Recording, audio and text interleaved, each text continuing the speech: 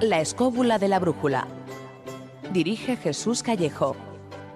Presenta David Sentinella.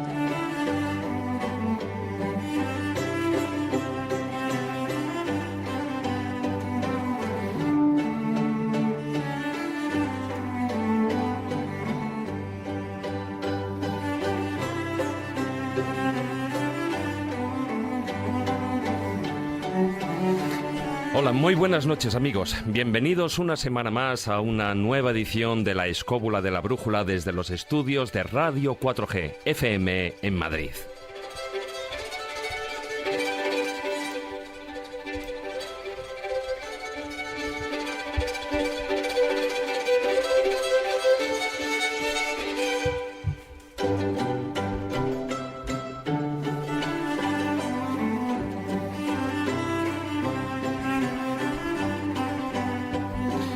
Esta noche os tenemos dedicado un programa, yo creo que bastante polémico. Polémico porque, así como ya hablamos el Vaticano en anteriores ediciones, si no recuerdo mal, en la primera temporada, no habíamos abarcado el tema de esa historia oculta de los papas.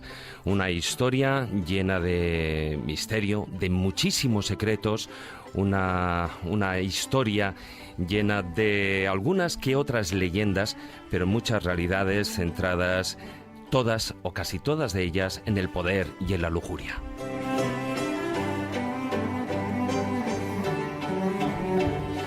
Para ello contaremos en el programa con un invitado de excepción, un muy buen amigo, Eric Frattini. Él es escritor, novelista. También escribe, por supuesto, libros de ensayo y además es un especialista en la materia.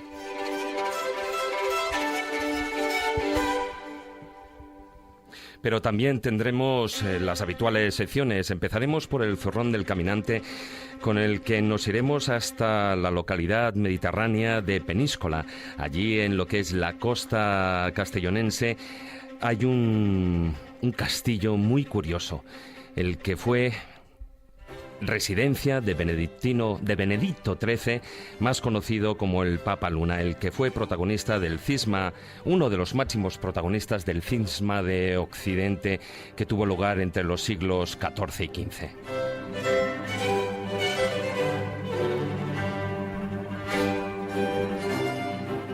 También en la sección Ciencia con Conciencia, Carmen Fernández nos expondrá el interés de algunos de los papas por cuestiones científicas, y no solo de los papas, también del Vaticano, porque entre otras cosas, creó esa Academia de las Ciencias o un muy buen observatorio astronómico.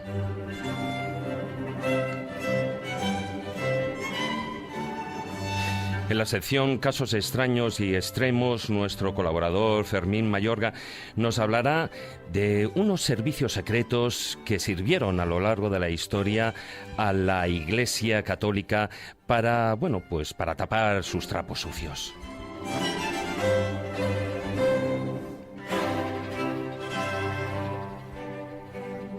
Todo ello será posible gracias a las mágicas manos de nuestro técnico, de Víctor, que estará al tanto durante estas 2 horas que dura el programa.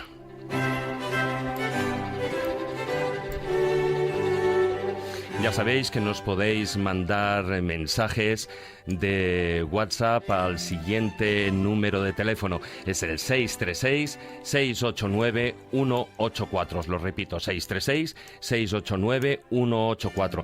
Y también, por supuesto, nos podéis dejar esos mensajes y comentarios en nuestra página de Facebook, La Escóbula de la Brújula, y a través de nuestro Twitter, @escobuleros.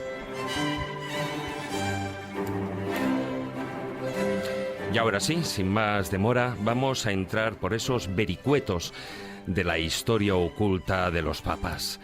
Con que, queridos amigos, comenzamos. La escóbula de la brújula.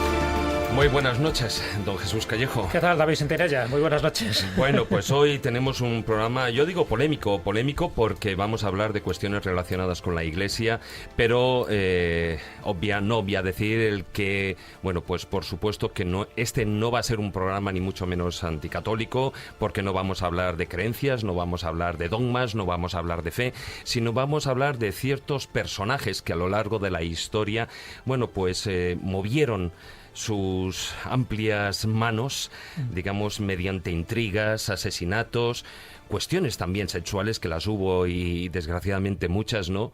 Pero que hoy en día, bueno, pues vamos descubriendo algunas pequeñas briznas de ese pasado.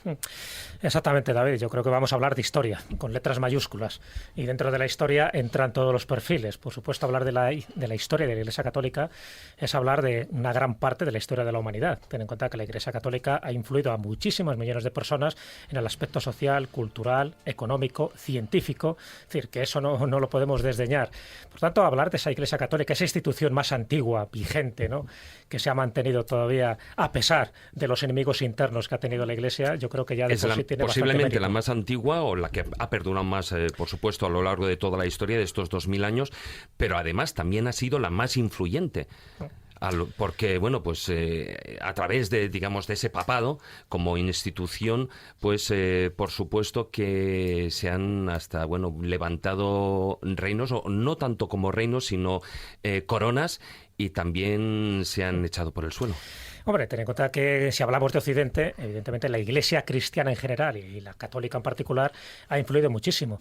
Pero incluso ya desde la donación de Constantino, que ya sabes que era un documento totalmente falso, que se crea en el siglo VIII, IX, pero que sirvió precisamente para autentificar el poder espiritual y también el material de la Iglesia, ¿no?, diciendo que lo había otorgado en su momento Constantino en el siglo IV, lo cual era mentira. Pero bueno, eso forma parte un poco del Juego de Tronos, donde la Iglesia también ha tenido muchísima influencia. Y claro, el que llegaba a la silla de San Pedro tenía mucho poder, pero un poder que ejercía como tal, ¿no? O sea, alguien que decía que había sido nombrado prácticamente directamente por Dios y que tenía todo un poder territorial, un poder material, además del espiritual, es decir, que encima te podía excomulgar, pues eso generaba mucha ambición. Y esa ambición es la que luego, detrás de esa historia oculta de los papas, es donde hay lo que tú dices: poder, ambiciones, egos, lujuria, porque lo da el poder. ¿Te acuerdas cuando dedicamos un programa a los dictadores?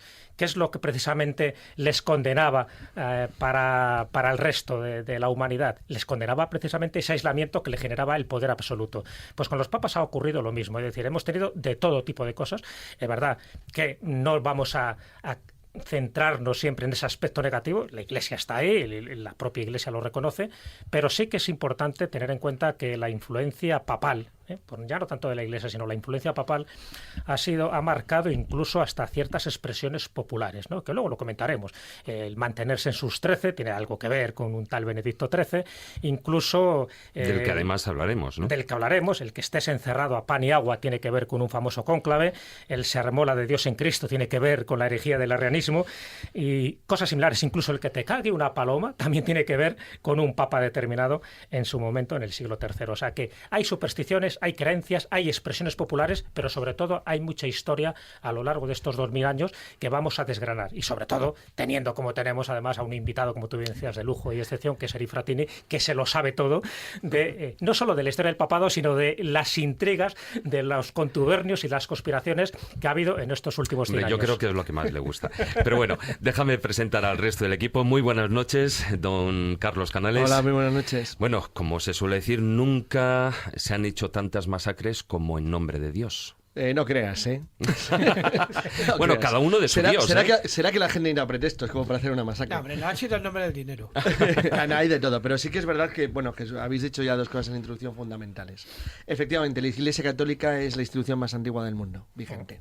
Aparte de ser la más antigua del mundo, tiene un factor que ha elevado su dimensión de una manera extraordinaria, y es que es la Iglesia y la religión vinculada a la civilización que se hizo con el control del mundo en los últimos 500 años, que es lo occidental, para bien o para mal. Pero es evidente que el mundo es una construcción occidental tal y como lo conocemos. Ya hasta la Reforma Protestante, la religión católica, el mundo latino, como nos llamaban los ortodoxos en el este de Europa, éramos la encarnación del poder de Roma. Es decir, porque al fin y al cabo era un poder, como ha dicho muy bien Jesús, espiritual y temporal al mismo tiempo, con influencia desmesurada para su pequeño tamaño sobre el quehacer cotidiano de los europeos de su época, y con enormes variaciones a lo largo del tiempo. Estamos hablando de un periodo larguísimo.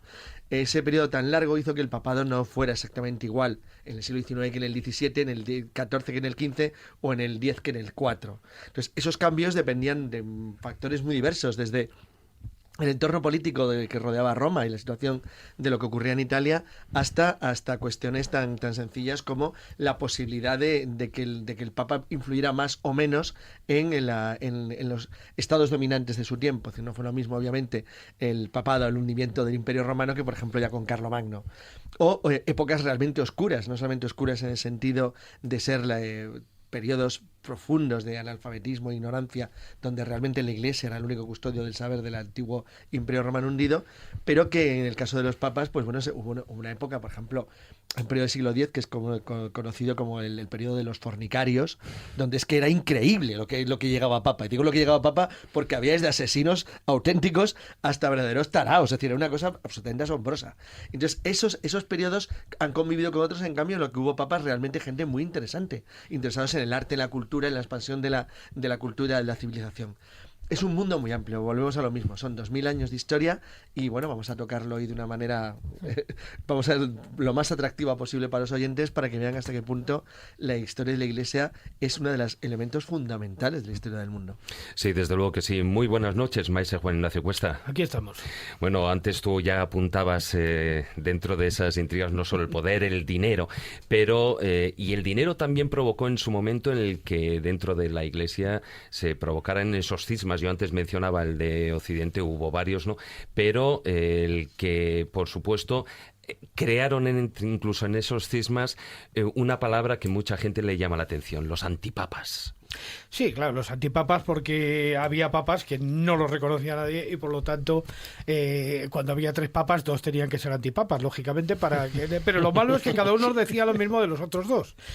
De todas maneras, esa época de los antipapas da entrada, es la puerta de entrada, que fue un lío muy grande que organizó Felipe IV el Hermoso por sus intereses políticos, da entrada a la época quizá más fascinante de toda la historia del papado en cuanto a excesos, visto desde nuestro punto de vista, que es la época de los papas renacentistas, que es la saga que empieza con Calixto III y va a terminar con Julio II de la Rovere, que es una época terrorífica. La época oscura, ¿no? Claro. Dicen. Es una época que a mí me resulta muy cercana porque yo hice, se me encargó en un momento dado hacer un libro sobre la vida de los Borgia, averiguar por qué eran tan malvados y tan terribles. Y después de estar investigando y de escribir la famosa vida de los Borgia, la vida secreta de los Borgia, me di cuenta de que a pesar de que eran tipos duros, eran el niño Jesús de Praga comparado con sus compañeros de época. O sea, francamente, Alejandro VI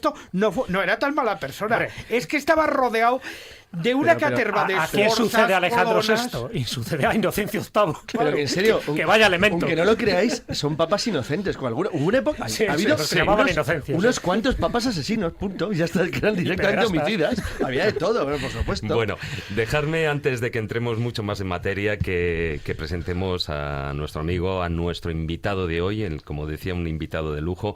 Hola, muy buenas noches, Eric. ¿Qué tal? Buenas noches, un placer. El placer es nuestro. Bienvenido aquí a la Escóbula de la Brújula. Bueno, Eric Fratini prácticamente yo creo que no necesita ninguna presentación. Es, como decía, es periodista, es novelista, es ensayista. Ha sido director y guionista de casi una veintena de documentales de investigación para las principales cadenas de televisión.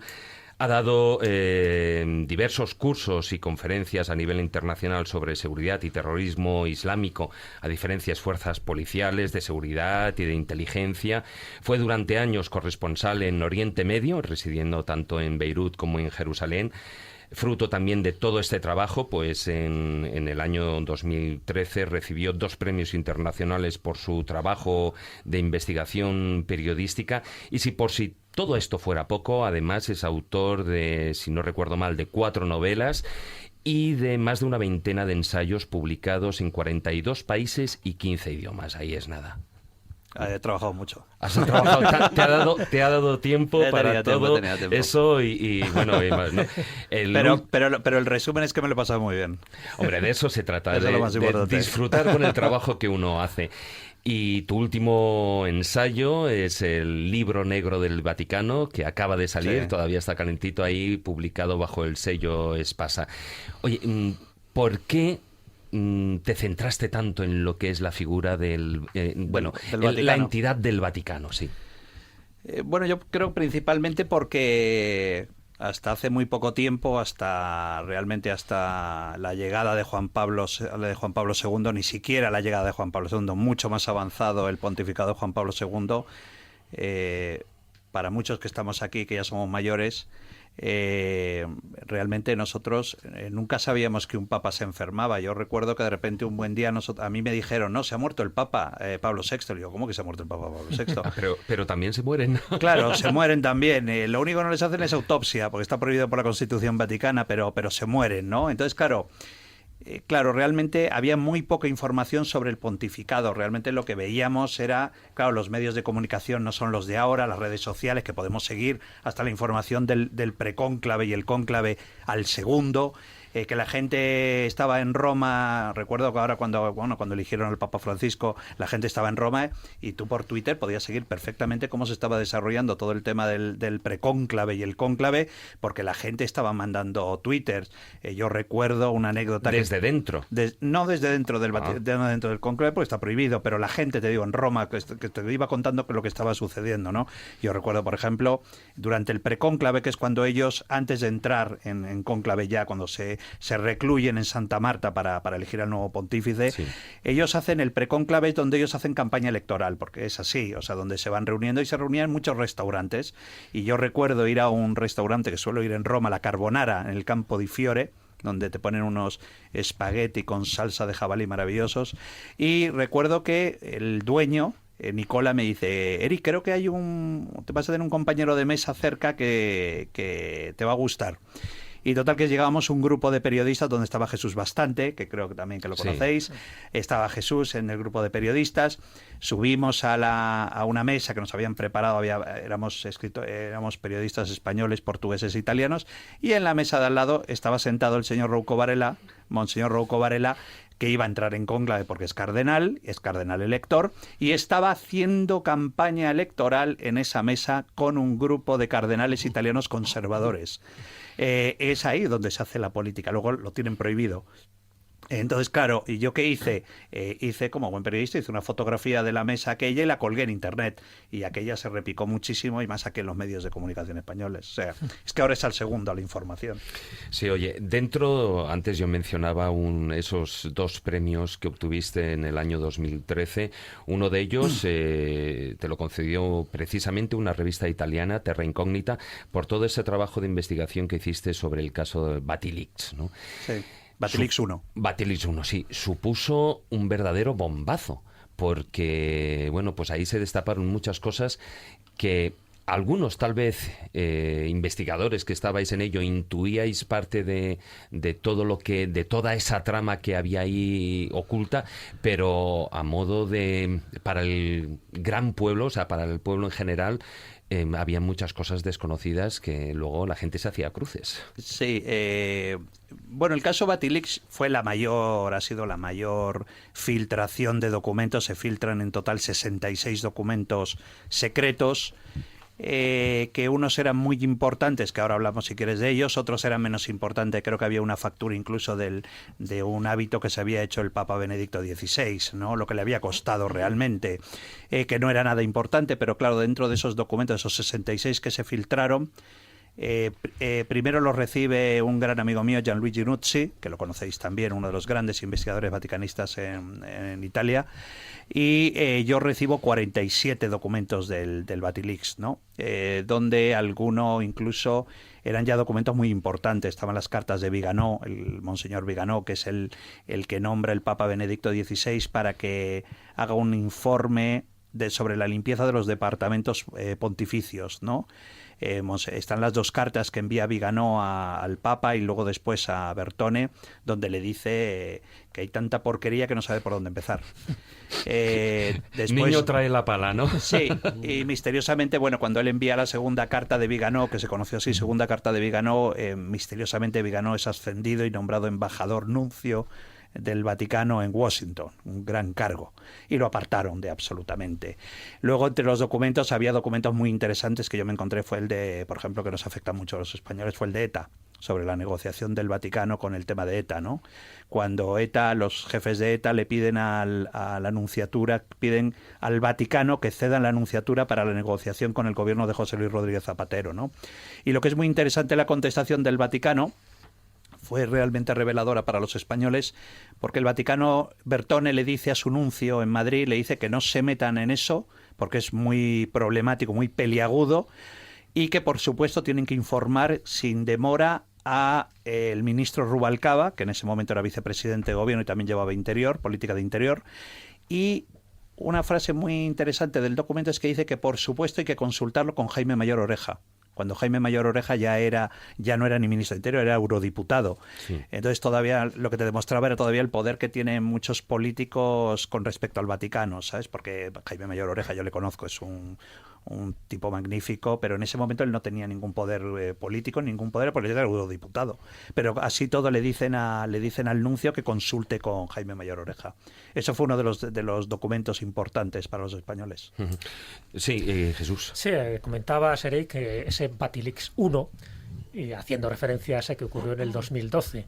Como sabes, el año pasado está ese Batilix 2, ¿no? Sí. Con un sacerdote que se ha ido de la lengua, que en el fondo es un poco lo que pasó también en el Batilix 1, cuando Paolo Gabriele, el secretario personal, también empieza a alargar. No es exactamente igual, evidentemente. No, porque el Batilix 1 estalla por un grupo de miembros de la curia que están ya absolutamente hasta las narices y que dicen que hay que limpiar el Vaticano y que hay que limpiar el Banco Vaticano, porque el Banco Vaticano tenían un grave problema, siguen teniéndolo, todavía no lo han resuelto. Cuando llega Hillary Clinton y le dice al pobre hombre, que es el Papa, que ya es un hombre muy anciano, con 80 y tantos años, le dice que tienen que limpiar el Banco Vaticano.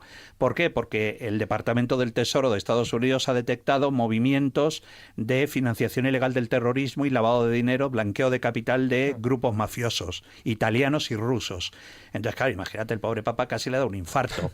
Entonces, él decide, es decir, hay un movimiento de la curia muy importante para que se limpie el Vaticano, los departamentos papales. El caso de Batilix II se desata porque un sacerdote español, con ínfulas de ser sumo pontífice, que pensaba ser un alto cargo en el Departamento Económico del Estado Vaticano, del gobernatorio, le dicen de repente que no, porque tiene una boca muy grande. Porque este señor tiene una boca muy grande. Entonces tiene una boca tan grande que suelta mucha información y va diciendo por ahí de que lo van a nombrar no sé qué, que lo van a nombrar prefecto. Muchas ínfulas. Tiene muchas ínfulas. Entonces lo demostró. Y lo demostró. Entonces fue un pataleo. Yo le llamo un pataleo de niño pequeño y dice, claro, él manejaba mucha información confidencial de información económica. Le grababa también, ¿no? A Benedicto XVI. Sí, le grabó a Benedicto XVI. ¿Quién maneja información? No, le grabó a cardenales de la comisión, de la actual comisión de sabios del Vaticano de Asuntos Económicos, y bueno, él fue el que revela. Es un pataleo. Que eso no solo ocurre aquí en España con los cónclaves de un partido político internos. Sí. Aquí en España es mucho más divertido porque lo retransmiten por Twitter. Directamente. Es mucho más divertido, nos enteramos enseguida lo que dicen. Lo que te quería preguntar era un poco al hilo de eso, de que evidentemente este Batilix 2, el Bocazas de Vallejo Balda, no tiene nada que ver en repercusión mediática con lo que ocurrió en el 2012, entiendo yo, ¿no? Bueno, yo creo que ¿Tú crees que se va tirando del hilo? Bueno, han salido 2 libros hace muy poco, como tú bien sabes. Sí, el de Avaricia y Vía Crucis. Sí. Donde van sacando también toda la polvareda, ¿no?, de la cloaca. Yo creo que la primera tuvo más repercusión mediática porque principalmente era la primera vez que se filtraba semejante cantidad de documentos secretos. Acordaros que donde había una denuncia, yo recuerdo un documento que me llamó mucho la atención, que era de un documento de denuncia del jefe de la Guardia Suiza, del jefe de la Gendarmería Vaticana, Domenico Gianni, que informa al sumo pontífice que llega una delegación de Interpol al Vaticano para convencer a la Gendarmería Vaticana de que se incorpore a Interpol, que hasta ese momento no estaba, a esta comisión formada por 2 personas de Interpol, 2 altos cargos de Interpol, los llevan a cenar en un coche con matrícula diplomática del Vaticano, los llevan a cenar a un restaurante del Trastevere romano, una zona turística absolutamente, y este tipo informa, el Domenico Gianni informa al Papa de que les han ametrallado el coche en el centro de Roma, al coche vaticano, y misteriosamente el coche desapareció, fue entregado por una puerta secreta al Vaticano para que no se diera a conocer, y salió el documento firmado y el informe, es decir, que alguien les había ametrallado un coche vaticano en el centro de Roma. En este libro que acabas de publicar, el libro negro del Vaticano, bueno, pues expones ese otro punto de vista, el punto de vista desde, digamos, la CIA, de todo lo que son los servicios secretos y los diplomáticos norteamericanos, y expones ahí más de 300 documentos clasificados como secreto, alto secreto, restringido, etcétera, llamémosle como queramos, tanto de las oficinas de los servicios estratégicos, del cuerpo de contrainteligencia, etcétera. Esto afecta mucho a la información o a la idea que nosotros pudiéramos tener del Vaticano. Bueno, es que el Vaticano, es que habéis estado hablando antes, que en el comienzo del programa, el Vaticano es, claro, tú piensas que el Vaticano tiene una de las mayores redes de información y han tardado creo que 2016 años en montarla. Hombre, que estamos en el 2016. Como dices en el libro, bueno, en boca de Simon Wiesenthal, ¿no? El lugar mejor informado del planeta es sin duda el Vaticano. El Vaticano, sí, es que tiene la mejor red de información de todo el mundo. Como te digo, lleva 2016 años suministrando agentes en todas partes del mundo. ¿Por qué? Porque que la gente no se piense que son espías enviados por el Vaticano. Es decir, yo leí un informe, siempre lo cuento como anécdota, tuve la suerte de leer un informe secreto que envió un sacerdote en Nicaragua, que enviaba durante los años 80, la época dura de la guerra en Centroamérica, el conflicto en Centroamérica, donde afectó a Guatemala, Nicaragua, El Salvador, durante la época de Ronald Reagan, ¿no? Y entonces este sacerdote enviaba a su obispo de Managua, le enviaba un informe, le decía: Eminencia, quiero informarle, esto era un sacerdote de una ciudad pequeñita, decía, siento informarle que hemos tenido que hacer una colecta en la iglesia porque a un pastor le han devorado los lobos, le han devorado 8 ovejas y hemos tenido que hacerle una colecta. Luego también quiero informarle que no puedo dar misa en tal pueblo, tal pueblo, tal pueblo y tal pueblo porque está tomado por la guerrilla y entonces no puedo ir a dar misa. Claro, tú piensas, esa información llegaba al arzobispo. Del arzobispo llegaba a la Nunciatura y de la Nunciatura a la Secretaría de Estado Vaticana, donde la Secretaría de Estado Vaticana sabía exactamente y en todo momento qué pueblos de Nicaragua estaban ocupados por la guerrilla. Información que después el señor Juan Pablo II, el Servicio de Inteligencia de Juan Pablo II, pasaba a los estadounidenses porque tenían una gran cooperación como te muestran los documentos.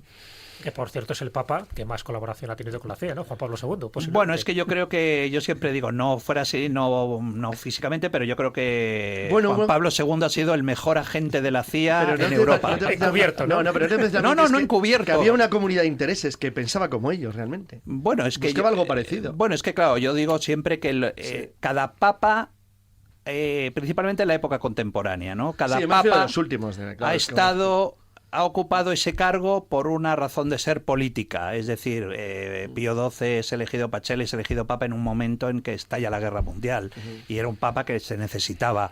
Roncalli es elegido papa como Juan XXIII porque era un papa que se necesitaba porque sabían que era un papa que iba a ser un gran moderador entre Moscú y Washington. Luego llega Pablo VI y es un gran papa para el momento duro que se vivía en Oriente Medio. Después llegó Juan Pablo II, Juan Pablo I no hablamos de él porque estuvo 33 días el pobre. Juan Pablo II estuvo 28 años porque era un anticomunista acérrimo y formó uno de los grandes triunviratos con Margaret Thatcher y Ronald Reagan. Y después llegó Benedicto XVI, que fue un hombre, un intelectual que se dedicó a escribir grandes encíclicas y grandes libros. Hizo poco Hizo poco por la política y mucho por el diálogo interreligioso, se preocupó mucho. Y luego Francisco ha llegado, pues un poco... Era un teólogo. Sí, era un intelectual. Yo le llamo... Todos han sido intelectuales, sí, pero Benedicto XVI... De todas formas, Benedicto XVI aparece en un momento, hubo muchas críticas por el cardenal Ratzinger en su momento, por todo su pasado, con todos los asuntos de la doctrina de la fe. Eso es. Y ahí está. Y la herencia de de la repente... él venía ya con una herencia, con una mochila a cuestas, y supuso realmente para la Iglesia, para el Vaticano, ese tránsito que querían llevar. Yo creo que, mira, se dijo siempre que el Papa Ratzinger era un papa. Lo que pasa es que hay que tener mucho cuidado con eso, y la historia te lo demuestra, ¿no? Decían que era un papa de transición entre el gran pontificado de Juan Pablo II y el pontificado que llegase después de Ratzinger, ¿no? Sí, porque además era un papa ya mayor. Sí, pero yo siempre digo que hay que tener mucho cuidado con eso, porque acuérdate que nombraron a Roncalli, al paleto de Roncalli, que era como le llamaban. Era un hombre que venía de pueblo, era un hombre muy llano, Juan XXIII. Era un papa que duró muy poco tiempo, porque realmente sufría de cáncer y duró muy poco tiempo el pontificado, pero hizo el Concilio Vaticano II. Fíjate lo que revolucionó la Iglesia en cuestión de meses. Y entonces, bueno, que hay que tener mucho cuidado. Y luego, déjame decirte, yo era un anti-Benedicto XVI. Pero déjame decirte, el problema que tenemos los periodistas y los vaticanistas es que analizamos los pontificados en base a cómo analizamos un gobierno de un país, como puede ser España. Analizamos los pontificados, hay que analizarlos pasados una cantidad de años después de ese pontificado. Con perspectiva, ¿no? Sí, un pontífice, ¿no? La política de un pontífice. Y Benedicto XVI, que duda cabe que fue un revolucionario, un absoluto revolucionario, porque fue el hombre, tenemos que recordarlo, no solo porque haya renunciado, que eso nunca desde hacia el siglo XI creo que no había ningún papa que hubiera renunciado jamás, pero sí que fue un papa que abrió las ventanas y dio el golpe en la mesa y dijo, se acabó, esto hay que limpiarlo. Bueno, algo parecido ha ocurrido con Pío XII, ¿no? Cuando se pensaba pues que estaba manipulado y que bueno, pues que tenía ciertos contactos con el mundo nazi, y hoy en día pues se están descubriendo, hay periodistas norteamericanos que están sacando documentación de que realmente él utilizaba para, digamos, esa cercanía para apaciguar también las cosas por otra parte. Bueno, eso todavía no está tan demostrado. Yo hasta que no lea los documentos, tú sabes que todo el pontificado, no solo el pontificado, sino todo el periodo de Pacelli como secretario de Estado y toda la etapa de Pacelli como papa, todos los documentos políticos están en el Archivo Secreto Vaticano, no se pueden consultar.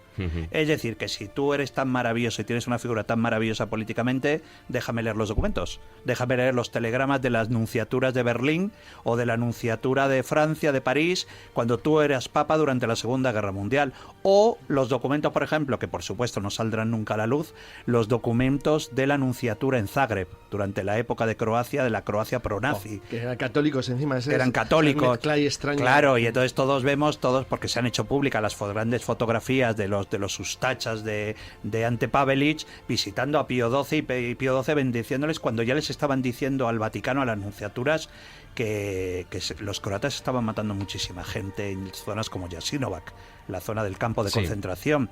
Es decir, y no se hizo absolutamente nada. Y luego ya, si hablamos después de la guerra, donde Pacelli ayudó a escapar a casi 1.500 nazis, líderes como Adolf Eichmann, como Klaus Barbie, como tantos, como Herbert Kukurs, el carnicero de Riga, que escaparon a través de organizaciones vaticanas.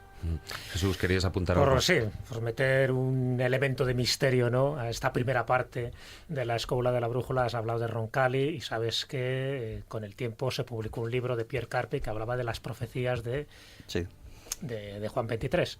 ¿Crees que hay algo de veracidad? ¿Realmente tenía ese poder de evidencia o todo fue también toda una orquesta? Yo sabes que soy poco dado a las profecías, ya me por conoces. eso te pregunto. Yo soy más dado a los documentos políticos. Roncalli era una figura, ya no solamente porque tenemos la perspectiva del pontificado con el Concilio Vaticano y toda la que organizó y toda la que montó, ¿no?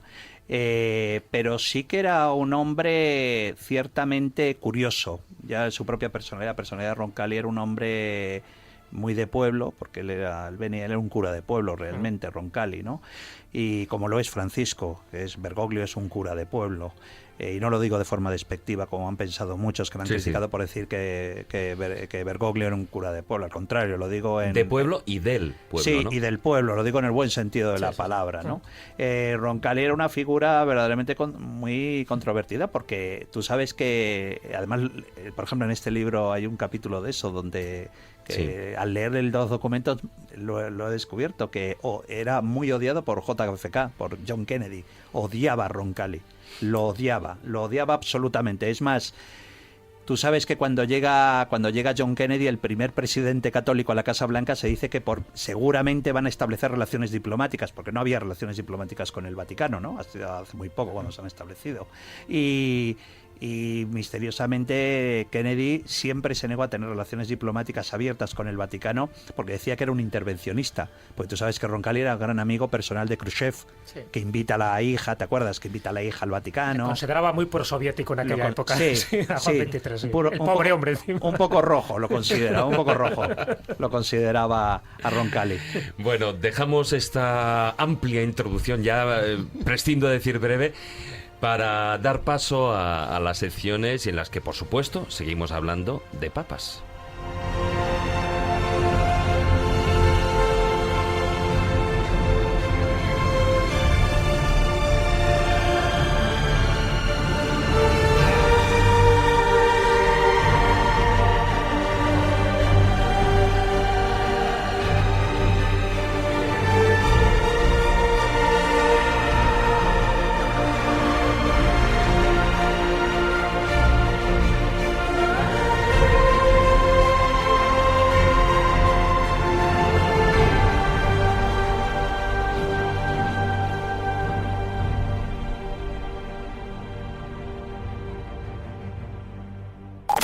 Ven, síguenos. Somos 4G, la radio del futuro. Tenemos cobertura total. Estamos en Internet. Hola, soy una de las muchas personas que colabora con la UID comprando su euroboleto. Por tan solo €1 diario, ayudas a muchas personas con discapacidad y al mismo tiempo tengo la opción de hacerme millonario. ¿Y a ti no te gustaría serlo? Organización Impulsora de Discapacitados, 902-113-883. Si eres discapacitado, llámanos. Si no lo eres, apóyanos. Contamos contigo. La escóbula de la brújula. Dirige Jesús Callejo. Presenta David Sentinella.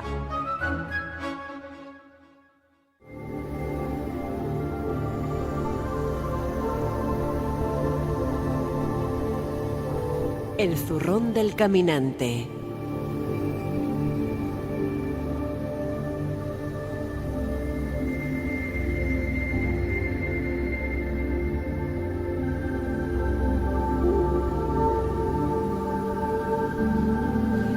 Bueno, maese, nos enfundamos las botas, cogemos ese zurrón del caminante y nos vamos hasta el municipio de Peñíscola, un municipio que además es considerado, bueno, entra dentro de ese grupo, de esa asociación, además fue el primero de esos pueblos más bonitos de España y que además tiene un enclave muy particular. Pues sí, ciertamente Peñíscola siempre se me acusa de que voy a sitios raros, esta vez no voy a un sitio raro. Esta vez lo conocemos, hasta Carlos lo conoce. Esta vez es un sitio bastante famoso, bastante turístico, bastante conocido y además que está en una zona que últimamente ha estado muy en boca de la gente por razones que no tienen nada que ver con la que vamos a hablar hoy, que es la famosa plataforma Castor, que está justamente enfrente de Peñíscola, enfrente de Vinarós, enfrente de Alcanar. Bueno, pues, ¿qué vamos a encontrarnos en Peñíscola? Nos vamos a encontrar un sitio absolutamente singular, que es la ciudadela de Peñíscola, donde se encuentra el castillo de uno de los antipapas. Quizá el antipapa más conocido, más famoso de todos. ¿No? Casi. Por antonomasia, que es el Papa Luna, que es Benedicto XIII. Y que nace este papa o es nombrado en una época en que la Iglesia estaba viviendo un cisma verdaderamente importante a causa de la partición en varias sedes de lo que era la cabeza de lo que era la cristiandad. ¿Por qué? Porque una estaba en Roma, la otra estaba en Aviñón y la otra estaba por ahí circulando por todas partes, de tal manera que nos encontramos como, por ejemplo, papas como Gregorio XI, como Benedicto IX, en fin, distintos papas donde entra uno fundamentalmente a liarla toda, que es precisamente el aragonés Pedro Martínez de Luna, el famoso Papa Luna, con el nombre de Benedicto XIII. Y que en un momento dado es conminado a dejar el papado, porque claro, tiene que haber uno solo, y entonces prevalece un poquito la búsqueda de un papa que sea más reconocido por todos, y Benedicto XIII no lo es. Entonces, ¿él qué es lo que hace? Pues se recluye en su castillo de Peñíscola, un castillo, por cierto, de filiación templaria, un castillo con muchísimos enigmas y del que se cuentan muchísimas leyendas. Se refugia allí y a partir de ese momento empieza a ser el antipapa Luna. Y además dice que él no va a dejar de ser papa mientras viva. O sea, se va a mantener en sus 13, los 13 de Benedicto. Y vivió bastante, hasta los 95 años. Muchísimos años. No había forma. Dicen porque tenía un elixir, que era el elixir del Papa Luna. Hombre, la famosa tisana. Además, ya sabes que la comercializan. Me conozco los ingredientes. Sí, hoy día, ¿Sabes que la vendo, la tisana? Sí, la venden ahí. Cuando estuve en Peñíscola, me la compré. Esta, además, es una fórmula ya totalmente oficial. La analizaste y ahora la haces en casa. Y no la hago porque me sale más barato comprarla. ¿Qué lugar eligió, eh? Hombre, pero le intentaron envenenar muchas veces y gracias a esta tisana se salvó hasta los 95 años. Es cierto que ahora mismo que la ciudadela de Peñíscola se ha transformado en una zona eminentemente comercial, turística, muy relacionada con el Papa Luna. Entonces, la tisana del Papa Luna se vende en muchos sitios, pero otras especialidades. Yo particularmente recomiendo los tomates rosas valencianos que venden en Peñíscola, que son una verdadera gozada. En fin. Bueno, que al final Peñíscola entonces se convierte en la tercera sede papal. Yo creo que solo ha habido tres, como tú bien decías, Roma, Aviñón y luego Peñíscola. ¿Y cuándo termina esta situación? Pues con la sucesión del Papa Luna, de Pedro Martínez de Luna, por parte de Clemente VIII. Clemente VIII, al que otro español, que estaba muy relacionado con Roma en ese momento, que era Alfonso de Borja, digamos el iniciador de la saga de los Borgia, porque cambiaron su apellido una vez llegados a Roma. Alfonso de Borgia, que sería al final nombrado Calixto III, hace sus buenos oficios para que precisamente se termine con el cisma, y entonces este hombre decida cambiar el papado. El sucesor del Papa Luna decide cambiar el papado por el obispado de Valencia. Y entonces, con lo cual, se termina el cisma. Y gracias a sus buenos oficios llega a conseguir ser cardenal y llega a conseguir ser papa. Calixto III, uno de los papas que inician los papas del Renacimiento, que además fue un hombre bastante interesante a todos los niveles, y además que incluso venía precedido de una profecía de San Francisco de Borja, que le había dicho: tú me vas a hacer a mi santo y yo te voy a hacer a ti papa. Eso es un intercambio. Bueno, había otra profecía también relacionada con Benedicto XIII, que era de San Vicente Ferrer. San Vicente Ferrer, que era coetáneo del Papa Luna, y que bueno, que también se mantenía en sus 13 a la hora de hacer milagros y a la hora de defender férreamente su fe. Y una de las cosas que le dijo, porque se llevaba mal con este hombre, evidentemente, con el Papa Luna, que al final se empeñó, lógicamente, ser el Papa legítimo, le dijo que cuando él muriera, que al final su cabeza, por su orgullo, por ese orgullo que él mantuvo hasta el último momento, que con su cabeza los niños jugarían a la pelota.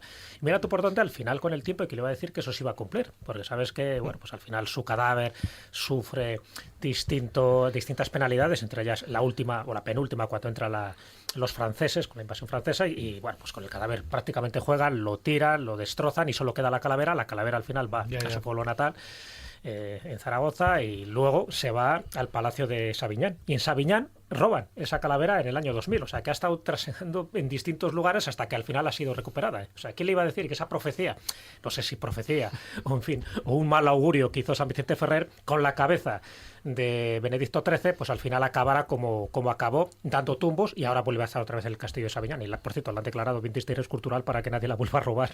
Madre mía.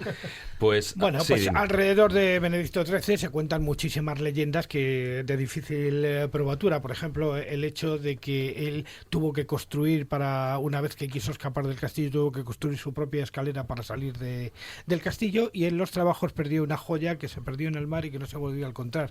Pero más importante interesante es la que dice que él era poseedor de una gran biblioteca donde se encontraba un códice que pertenecía al propio emperador Constantino y donde se ponían en duda los cimientos de la cristiandad.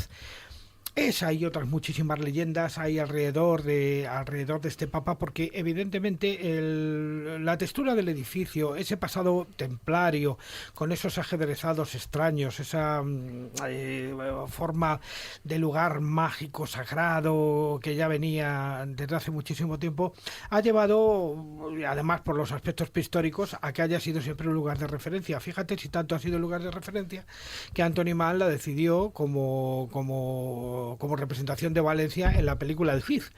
O sea, El Cid se rodó precisamente allí, en Peñíscola. Y en cuanto a los aspectos, digamos, geológicos de la zona, pues algunas curiosidades. Hay una cosa que se llama el bufador.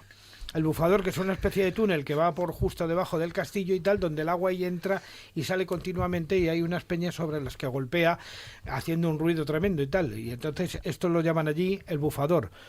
Aparte de otras muchísimas historias que se cuentan, como por ejemplo que el Papa Lunas aparece por las noches en los altos cerca del faro y cosas así. En fin, consejas que se cuentan que son absolutamente improbables, pero que merece la pena ir a Peñíscola para visitar ese magnífico castillo donde, por cierto... Que se puede visitar perfectamente, lo que te iba a comentar, Sí, porque sí. además está ahí en mitad de esa ínsula, Sí, de esa efectivamente. ínsula que es la parte vieja Sí. en lo alto, y que parte, por decir una manera, la parte vieja en dos. Claro, es bellísimo, y además después de las reformas que le hizo Felipe II dotándole de artillería y a toda la ciudadela, ha quedado un lugar verdaderamente singular que merece hoy día la pena Es visitar. verdad que todos se recordarán la peñíscola que hace de Valencia en la película El Cid, que estamos hablando de hace solamente unos 50 años, cómo ha cambiado por La de efecto del Calabuch, turismo.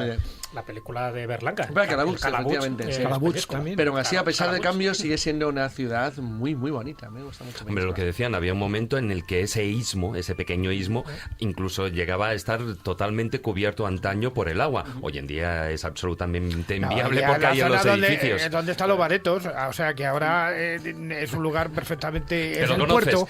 Vaya, Sí, sí. por primera vez se conoce algo más que no sean pueblos perdidos.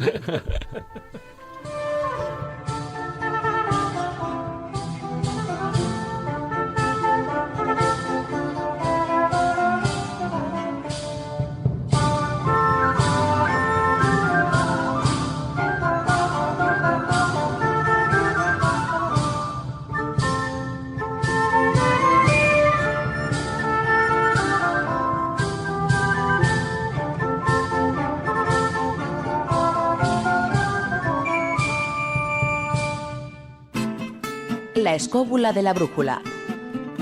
La escóbula de la brújula. Ciencia con conciencia.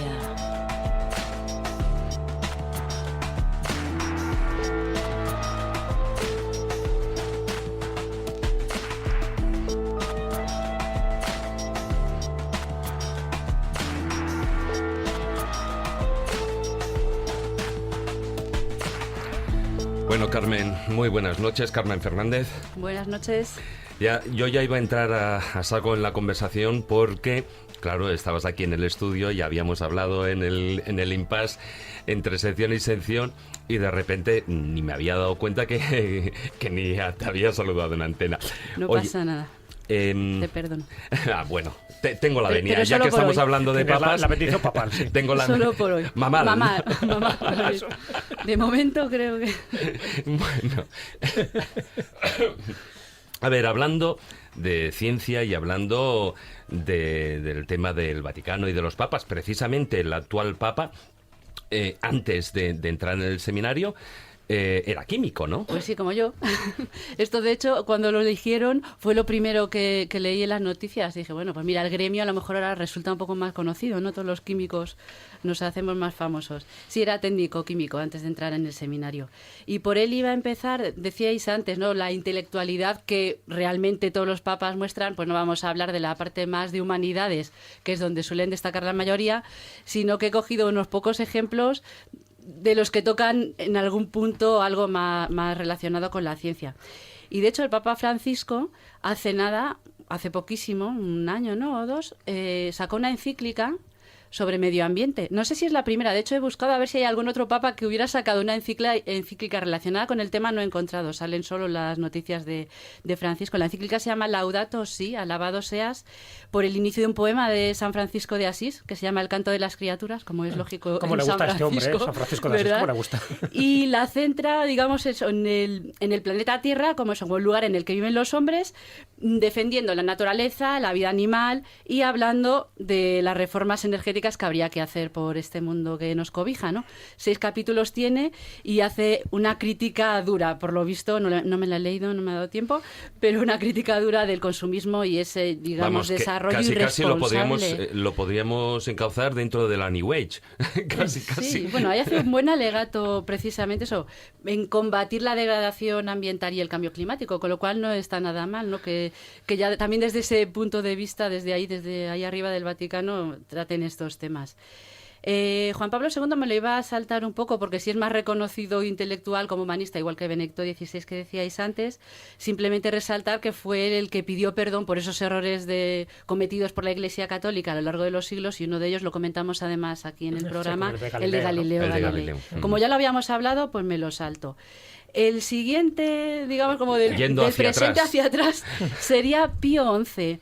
Pío XI, que es el 250, como se diga esto en ordinario, 259avo papa, bueno, 1922 a 1939. Este hombre era un gran intelectual, era un humanista, tenía 3 carreras de filosofía, derecho canónico y teología. Pero no le debía ser suficiente esto, que también le gustaba mucho la literatura y le gustaban un montón las matemáticas. Se hizo amigo de muchísimos científicos de la época, uno de ellos, por ejemplo, un geólogo que inventó una escala de magnitud de terremotos que se llama Mercalli, como él, su apellido. Y Mercalli lo que mide es el daño, ¿no? En vez de la intensidad, sí, ¿no? Sí. Y bueno, ya cuando llegó no como papa, sino cuando entró en la curia romana, Pío X, el anterior, le nombra viceprefecto de la Biblioteca Vaticana en 1912. Él se debe sentir allí muy cómodo y decide, cuando llega a papa, que él tiene que que el Vaticano tiene que volver a retomar ese puesto de patrón de las artes, ¿no? Y del conocimiento. Con lo cual, pues monta la Pinacoteca, la galería de pintura, amplía la Biblioteca Vaticana, reorganiza el catálogo de esa biblioteca, funda el Museo Etnológico del Vaticano y reforma, que después lo veremos con más detalle, tanto el Observatorio Astronómico, que ya existía desde el siglo XVI, como la Academia Pontificia de las Ciencias. Lo comentaremos después. Simplemente quería destacar otra cosa. Como os decía, se hizo amigo de los científicos de la época y uno de ellos fue Marconi. Y de hecho fue Pío XI el que instala la Radio Vaticana, tan famosa ahora. Sí. ¿No?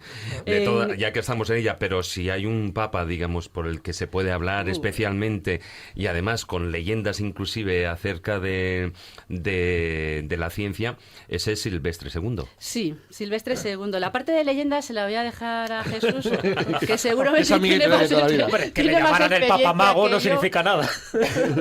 El Papa Brujo, el que había hecho un pacto con el diablo, llamas leyendas a cualquier cosa. Sí, bueno, pero esa ya sabes, yo te la dejo a ti. Yo pongo la parte seria, como siempre me dicen por ahí. Pongo la parte seria. Yo siempre pongo la parte seria, me lo han dicho por ahí, la cordura. Eso es porque no te ven aquí en el estudio. No me han visto nunca reír, yo creo.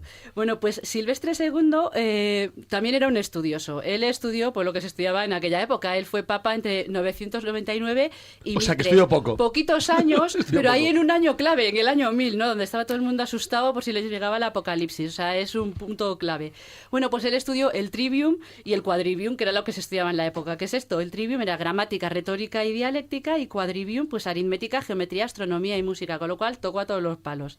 Además estuvo por España paseándose, y en España pues aprendió matemáticas de los árabes y astronomía.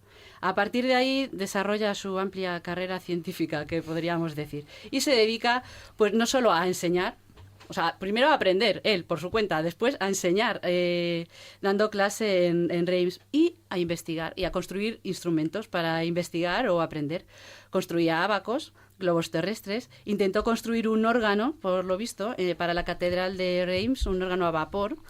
También... A ver, estamos hablando del año, alrededor del año 1000, globos terrestres. Bueno, un globo terráqueo. Claro, esferas almilares. Sí. Claro. Esferas almilares. Bueno, a ver. ¿Cómo es David? Hay que precisarle. No, ya. Estos periodistas, de verdad. No, hombre.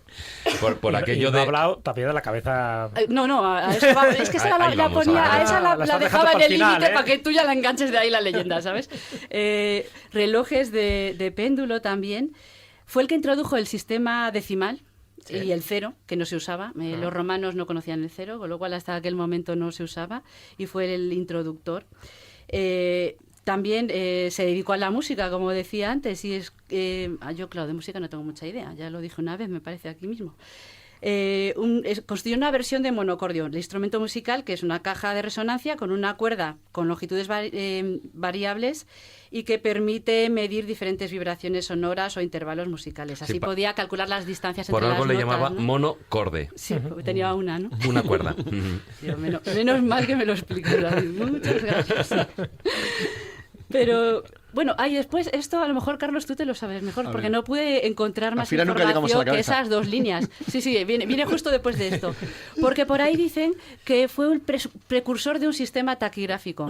Vaya, que rescató un sistema, un lenguaje, digamos, compuesto por símbolos y signos romanos. Los romanos se parece que lo tenían, se supone que lo tenían. Que lo recuperó de alguna manera y lo relanzó. El secretario personal de Cicerón. Lo que pasa es que no sabemos cómo era. Hay Tirón se llama abreviado. Indicios, sí, si no recuerdo mal, tirón. De hecho, se llaman las notas tironeanas. Era un sistema abreviado de escritura y que, o sea, que no sé el inventor de la taquigrafía, pero yo creo que además ha habido muchos sistemas a la historia. Quiero decir, taquigrafía entre comillas en el sentido de escribir más rápido. Cuando ya pero que se podía coger verdaderos, ya en época romana se cogían verdaderos discursos, sin ningún problema. Criptografía, que se llama, seguro. La taquigrafía moderna es invento de Martí Mora. Y ya llegamos a la famosa cabeza parlante, que te la dejo aquí para que tú ahora puedas hablar de la leyenda de Silvestre. ¿Qué juega da la cabeza parlante esta siempre? Siempre, sea para los templarios, sea para Silvestre II. Nada, mucho juego, es una leyenda, como bien dice Carmen. Sí que me interesaba un poco esa parte de Silvestre II, primero como científico, como alguien muy avanzado, alguien que coqueteó con la alquimia y, por supuesto, pues con todas las ciencias oficiales, ortodoxas y heterodoxas del momento, y entonces se le atribuye, pero no deja de ser una leyenda, que construyó una especie de cabeza, no un autómata, como luego se le atribuye, por ejemplo, a San Alberto Magno, pero es una cabeza que respondía a un sistema binario, es decir, tú le preguntabas algo y te respondía sí o no, lo cual se parece mucho también a esas cabezas bafométicas de los templarios. Sí. Es curioso porque, aunque es anterior a los templarios dentro de su santoral le tenían una especial predilección, ¿no? A Silvestre II como el Papa del año 1000, como el Papa Mago. Entonces dicen que esa cabeza al final fue dando tumbos como la de Benedicto XIII y pasó a manos de Roger Bacon, al cual también se le atribuye la invención de uno de estos autómatas. Yo creo que lo interesante, con independencia de que sea verdad o no sea verdad la leyenda, es que evidencia unos conocimientos científicos muy por encima de la media. ¿Y eso qué es lo que hizo? Que le atribuyeran pactos con el diablo, porque decías, este sabe más que los demás, y encima tiene una cabeza parlante, es que este y encima tipo, es papa. Y es papa, estos conocimientos... Que ya más arriba, ¿no? Pero fíjate, la mayoría de los conocimientos, ¿sabes dónde los adquiere? Sabes que él viaja muchísimo, incluso dice que está en la India. La mayoría de los conocimientos los adquiere en España. Sí, lo decía antes, con los árabes. Sí, pero que está en Cataluña, que está en Toledo, que está en Sevilla... Y, por supuesto, en Córdoba, porque era casi como el lugar donde más sabiduría había en aquella época medieval. Pero yo creo que en algún momento, hablando de ciencia medieval, siempre hemos dicho que en España es donde aquello fructificó más. Verdad, y hay que reconocerlo. Y es lógico, y hay que decirlo, es así. Y llegamos, por decirlo de una manera, hasta nuestros días, volvemos atrás. Volvemos otra vez un viaje en el tiempo, ahora en la época actual, y eso que no tenemos a Guillermo, a nuestro crononauta particular aquí, para... volver a esa importancia que tienen dos centros, por una parte la Academia de las Ciencias y por otra parte lo que es el Observatorio Astronómico. Sí. Pues efectivamente el Vaticano cuenta con... que a lo mejor pensarías, tu ciencia y religiones, todas las dos cosas juntas suenan raro. Pues no, ellos tienen la Academia Pontificia de las Ciencias y tienen un observatorio astronómico. Vamos a dar así unas pequeñas pinceladas. No es que las inauguraran antes de ayer. La Academia Pontificia de las Ciencias se creó en 1603. Se llamaba Academia Nacional de los Linces. Creo que por esa visión... de los linces tan buena que le escogieron el nombre. Me chocaba un poco, lo busqué, ¿eh? Es por eso. Es por el lince, el animal, sí. Por si acaso. Patrocinada, no se fía de nosotros. yo me tengo que documentar, si no, esto no vale. La fundó Clemente VIII con el patrocinio de un príncipe romano, Federico Cesi. Uno de los líderes, de hecho, de la academia fue Galileo Galilei. Cuando Cesi muere, el fundador, pues se disuelve. Pero Pío IX, en 1847, digamos que la refunda, retoma de nuevo. La llama la nueva Academia de los Linces, ¿vale? Poco original. Sí. Es Pío XI, como decía antes, el que la vuelve a relanzar, el que le pone el nombre que tiene ahora y el que escribe la lista de estatutos. Estos estatutos se actualizaron con Pablo VI y también con Juan Pablo II. Hoy en día tiene importancia a nivel científico. Pues a ver, los académicos que forman parte de la academia son gente importante, una amplia mayoría de premios Nobel, figuras destacadas en todos los ámbitos científicos. Y aunque no lo parezca, de hecho, es autónoma. O sea, ella puede hacer sus propias actividades, es autónoma, aunque lleve ese nombre de pontificia. No depende de la Santa Sede a la hora de decidir los temas que investigan o a qué cosas se dedican, con lo cual, pues eso está bien, se actúa eso como un órgano independiente. La gente que forma parte de la academia son elegidos sin tener en cuenta, pues eso, cuestiones religiosas o políticas, simplemente que sean figuras destacadas en los diferentes ámbitos científicos. Los elige un cuerpo académico dentro de la academia. Sí. Son 80 personas, más los cargos fijos, digamos, que sean, pues eso, los académicos de honor, elegidos como figuras especialmente relevantes. Y me imagino que habrá tortas para estudiar ahí, como quien dice. No lo sé, yo te diría que no, o sea, quiero decir, si yo soy un científico importante, pues sí, me gustaría que la Royal Society de Londres o la Academia Pontificia de las Ciencias pues me escojan como miembro académico de ahí.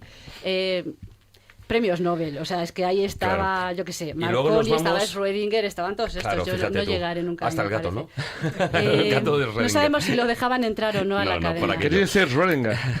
Pero, y el otro... Y el Observatorio Astronómico... Que además hace poco fue muy polémico, porque quien entró a hacerse cargo del Observatorio Astronómico, de las primeras cosas que hizo fue unas declaraciones referente a la posibilidad de vida extraterrestre.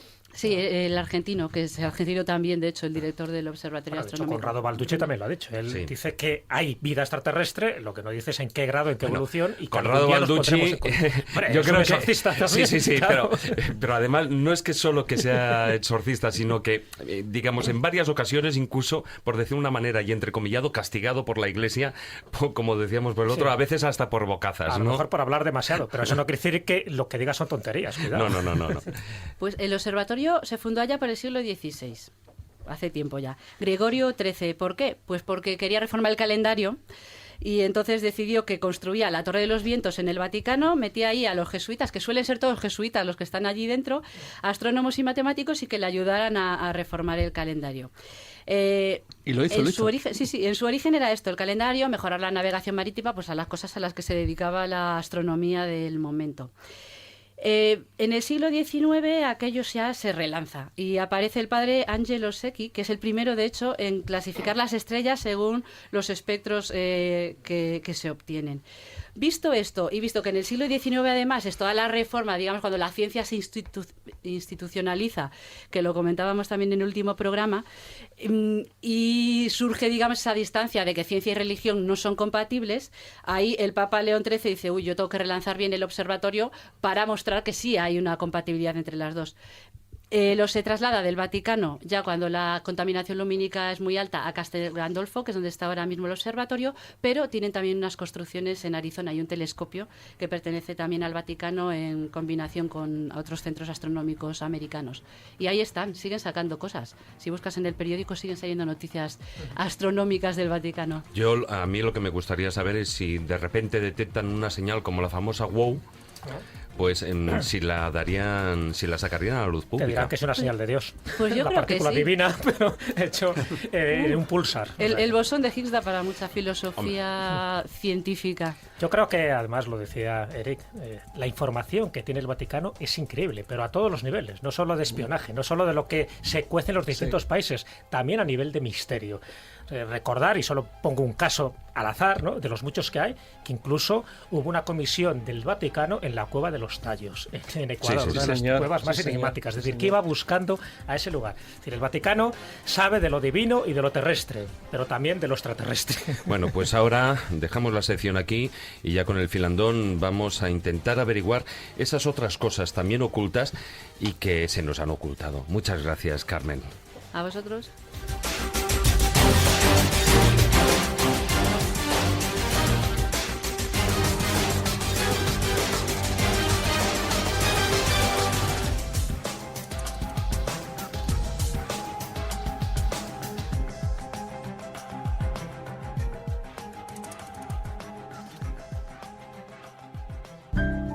La escóbula de la brújula. Dirige Jesús Callejo. Presenta David Sentinella.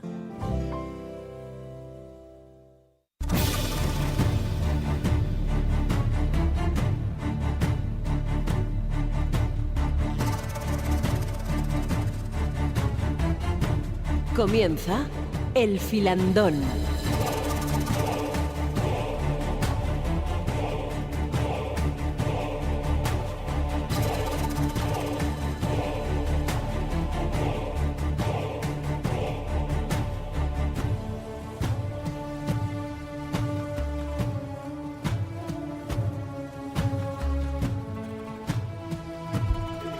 Cuando son las 11:05 de la noche empezamos aquí el filandón y empezamos con una pregunta que nos hace uno de los escuchantes, José Carlos Hernández, en la que nos pregunta, y esta pregunta lo siento, pero va dirigida directamente para ti, Eric.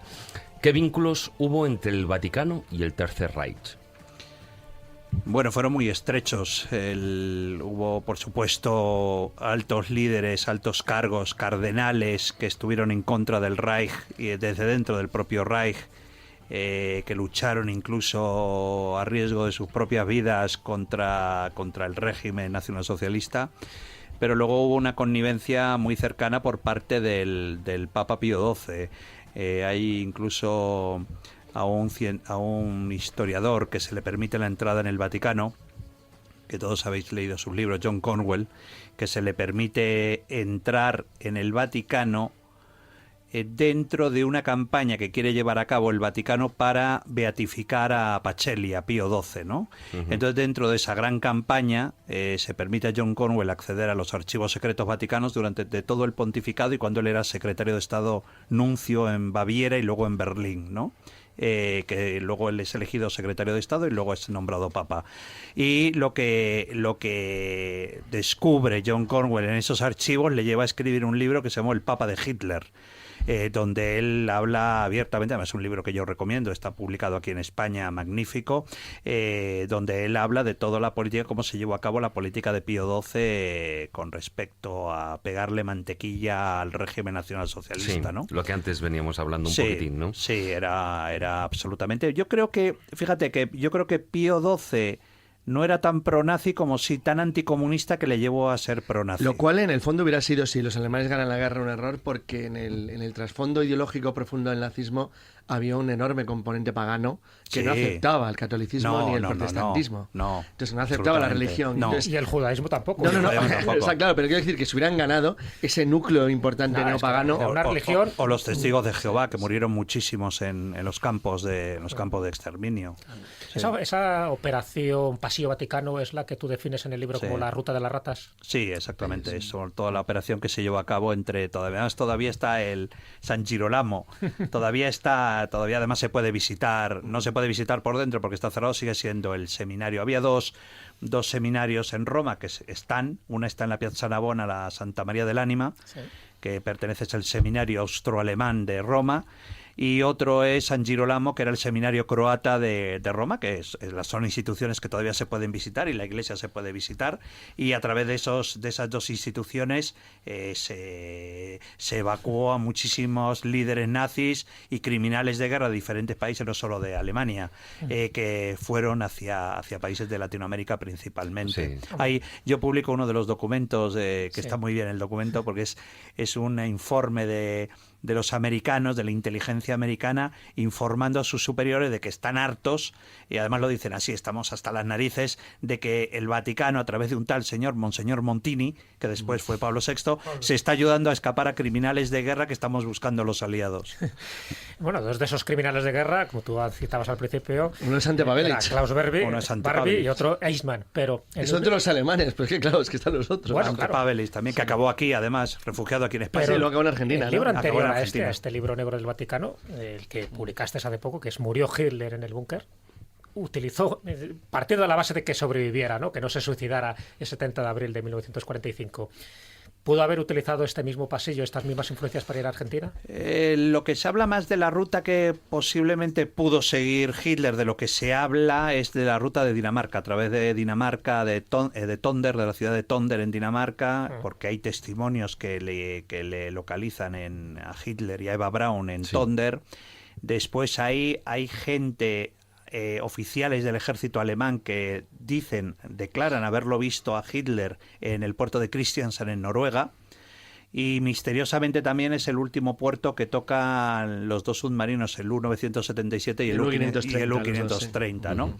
Entonces, bueno, se identifica más una posible ruta más hacia la zona hacia el norte, porque además hay que recordar que cuando la guerra acaba, cuando se ha rendido Alemania, Noruega todavía está ocupado por Alemania. Y se retiran ya después de que han firmado el armisticio, la rendición. Una de las instituciones del Vaticano, en este caso el que llama la atención de este periodo, de este pontificado de Pío XII, es el Teutonicum. El Teutonicum, sí. Que ahí es donde se formaba, digamos, a los curas o a los párrocos, sacerdotes, etcétera, en lengua, en alemán, para que sirvieran dentro del mundo del espionaje. Sí, así es. Había dos departamentos muy importantes, el Teutonicum y el Russicum, que era la infiltración, era para preparar a sacerdotes. Se habla que era para preparar a sacerdotes para luego meterlos dentro de la sociedad soviética en su momento y dentro de la sociedad del nacionalsocialismo, de la Alemania nacionalsocialista, ¿no? Para infiltrarse. Porque ellos lo que hacían realmente, se infiltraban dentro de la Unión Soviética para dar misas, para convertir al pueblo soviético al catolicismo, ¿no? Entonces era un objetivo de la inteligencia vaticana y se les preparaba muy bien. Claro, lo que pasa es que lo tenían más complicado, porque así como en Alemania no deja haber una cierta base católica en todo el sur y es una nación dual, y además la zona actualmente más rica. Por ejemplo, en el caso de la Unión Soviética solo contaban con los uniatos en Ucrania y con los lituanos. Sí. O sea, pueblos no rusos y encima sometidillos, con lo cual era complicado. Pero es verdad que lo intentaban. Y además hay que reconocer que, desde luego, en Polonia lo lograron. O sea, decir, y luego también, además, se habla de una operación llevada a cabo por el Russicum que durante el avance de la operación Barbarroja, cuando las tropas alemanas avanzaban, el Russicum se dedicó a enviar sacerdotes detrás, en las líneas de atrás del avance alemán, mientras iban avanzando los alemanes, supuestamente, entre comillas, iban quitando el comunismo, apartando el comunismo, acabando con el comunismo, y con los comisarios, que sabes que eran los primeros que ejecutaban los alemanes, detrás iban las líneas del Vaticano para evangelizar, decían ellos, los pueblos. Pero lo más curioso de todo es que los alemanes, cuando los cazaban a estos sacerdotes, los ejecutaban igual que a los comunistas. Sí, es que una de las grandes desgracias, de unos grandes errores de los nazis en el este de Europa, es que incluso la gente hubiera sido liado, como los consideraban Untermenschen, los acababan matando también. Entonces, una tontería increíble. Hay un tipo que yo descubrí muchísima información de él, principalmente en Francia, Clevigny. Era un monseñor, el líder del Russicum. Él era un experto, hablaba ruso perfecto, además se había criado par de veces en Rusia, y que cuando él revela parte de la información de que el Vaticano ha estado operando en la Unión Soviética, a él lo mandan a un monasterio muy extraño y posteriormente muere en la más absoluta soledad, en la más absoluta miseria, abandonado por el Vaticano. Clevigny. Hay una cosa que te quiero preguntar que siempre me ha llamado la atención. El hecho de que el Russicum entrara en la zona que ya era de la Unión Soviética con esta intención evangelizadora, ¿no chocó de alguna manera con la tradición ortodoxa que podía quedar residual en la zona? Bueno, es que las relaciones con la Iglesia Ortodoxa también han sido muy discutido durante la Segunda Guerra Mundial, la relación entre la Iglesia Católica y la Iglesia Ortodoxa se ha acusado a la Iglesia Ortodoxa rusa oficialmente. Por eso luego fue tan perseguido por Stalin, porque se decía que, claro, que la Iglesia Ortodoxa había permitido de cierta forma la limpieza que llevó a cabo las tropas alemanas para limpiar de comisarios políticos soviéticos que estaban persiguiendo a la Iglesia Ortodoxa. Entonces se dice que por lo menos cerraron los ojos. Entonces, bueno, ha sido claro, hasta luego empezaron a acabar con ellos también. Claro, luego empezaron. Luego Stalin dijo, caray, ya que he terminado de matar a los propios soviéticos, voy a empezar a matar a los ortodoxos también, ¿no? Sí. Y ya que soy tan aficionado a matar que como era Stalin, dijo, pues ya me quedan los ortodoxos, y empezó a matar a muchísimos, porque también Stalin los acusaba de haber colaborado con los alemanes. Bueno, es que había enemigos por todos lados este hombre, ¿no? Menos mal que se murió en el 53 y no sé que todavía bueno, pero mató bastantes, ¿eh? Mató. Lo que pasa que ya sabes que como fue vencedor, ¿sabes? Sí, claro. No fue derrotado, fue vencedor de la Segunda Guerra Mundial, se le permitieron muchos atropellos y luego lo que pasa que ya luego la historia ha demostrado que era un carnicero, incluso peor que Hitler.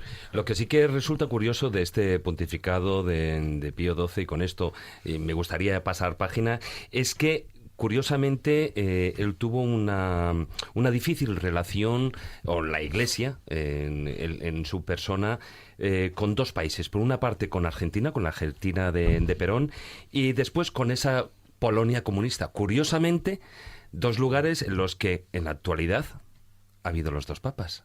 Sí. Dos de los tres últimos papas. Sí, en el libro hago varios de los capítulos, porque realmente, claro, el libro real, el manuscrito real, tengo que decirte que son 70 capítulos realmente. El manuscrito llegaba a casi más de 1000 páginas, ¿no? En Italia incluso lo van a publicar, lo han publicado ya el primer volumen y publican ahora el segundo volumen. Aquí en España solo se ha hecho un resumen de este gran manuscrito, sí, ¿no? Donde hay muchos capítulos dedicados a la relación del Vaticano con Argentina, ¿no? Yo en el mes de julio voy a dar una conferencia en la Universidad de Rosario, en Santa Fe, sobre las a veces difíciles relaciones entre el Vaticano y Argentina, ¿no? Desde la época de Pío XII con el tema de Perón, con la revolución de Perón, cuando Perón decide que hay que acabar que los católicos tienen demasiado poder en Argentina, o los sectores católicos económicos tienen demasiado poder en Argentina, ¿no? Y luego, por supuesto, pues todas las relaciones posteriores. También le dedico un capítulo muy importante a la ambigüedad, más que ambigüedad, que cerró los ojos, los oídos y la boca el señor Juan Pablo II con respecto a la dictadura argentina. Cuando los de la CIA ya, incluso hay documentos de la CIA que en el libro publicados, que los propios agentes de la CIA les sorprende el silencio vaticano cuando ya saben el Vaticano y la Nunciatura, un tipo que era un nazi absoluto, además digo que era un nazi porque era un nazi, Pío Laghi, era un tipo repugnante, un tipo que era el nuncio de Juan Pablo II en Argentina y que cerró los ojos y ordenó cerrar los ojos y los oídos cuando ya le estaban informando que la dictadura argentina, los militares estaban embarcando religiosos y religiosas que trabajaban en villas miserias, los estaban embarcando en aviones y tirándolos en el Atlántico. Repugnante. Pasamos página, nos vamos al siguiente papa, Juan XXIII. Juan XXIII, además, su papado coincide con lo que fue la revolución, la victoria de la revolución cubana, y lo que sí que es curioso es la actitud que él tomó respecto a esta victoria, cuando todo el mundo pensaba y las partes más conservadoras pensaban pues que él iría en contra de los comunistas, él apoyó en parte ese tránsito. Bueno, yo creo que él no lo apoyó. O sea, Roncalli realmente no lo apoyó. Roncalli lo que apoyaba era acabar con un régimen que era el de Batista, que era un carnicero, como también el Vaticano apoyó abiertamente la caída de Leónidas Trujillo, claro, también lo apoyó porque normal, la República Dominicana. Sí, es que era insoportable. Claro, y eran dictadores, entonces estaban a favor. Lo que pasa que, bueno, el pobre Roncalli no sabía que iba a llegar un tipo como Fidel Castro, ¿no? Que era igual que el otro que habían derribado. Es decir, que el Vaticano, yo no creo que Roncalli fuera. Lo que sí, Roncalli era un hombre que era un gran moderado, era un gran diplomático, porque además él basaba su diplomacia en la sencillez que él tenía como persona, ¿no? Él siempre lo decía, que tú sabes que era un papa que no hablaba latín, porque le costaba mucho. Él decía que era muy burro para poder aprender el latín, que le costaba mucho. Y entonces por eso él pedía que todos los documentos en latín se los tradujeran al italiano. Y bueno, era un hombre que él basaba sus relaciones diplomáticas con la simplicidad de él, que dieron su fruto, porque consiguió una gran distensión entre su amigo Khrushchev y John Kennedy.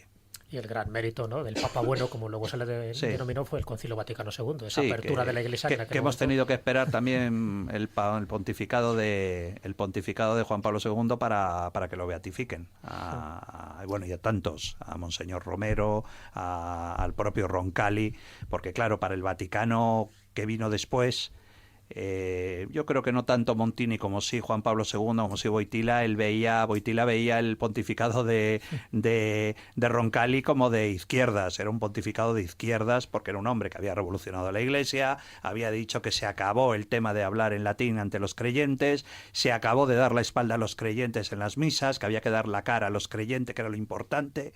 Y entonces, claro, para Boitila siempre Roncalli, es más, durante el pontificado de Juan Pablo II es cuando se termina de matar definitivamente el Concilio Vaticano II, durante el pontificado de Juan Pablo II, que lo ha recuperado Benedicto y luego lo recupera Francisco. Fíjate que yo te voy a contar una pequeña anécdota que tiene que ver con esto, de una manera residual.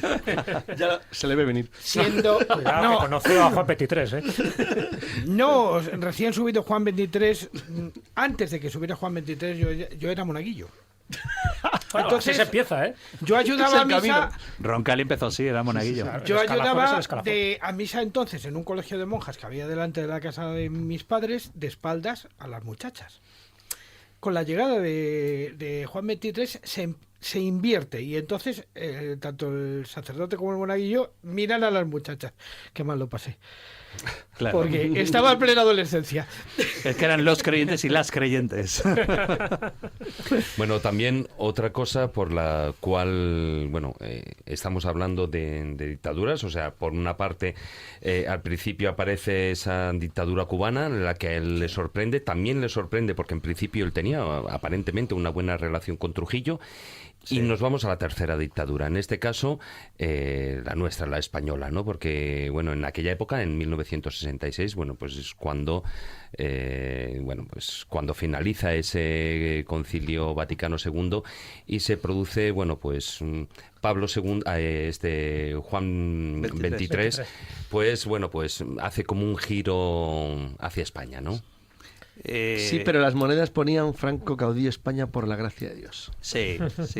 Pero no tenía muy buenas relaciones. No. También me ha sorprendido los documentos y más con relación con Franco, lo que odiaba a Franco Pablo VI. Sí. Era brutal el odio que le tenía Pablo VI. Las cárceles de Zamora, ¿no? A los curas rojos no lo veía bien. Los curas rojos y los curas vascos. Y los curas vascos. Le llamaban la cárcel concordataria.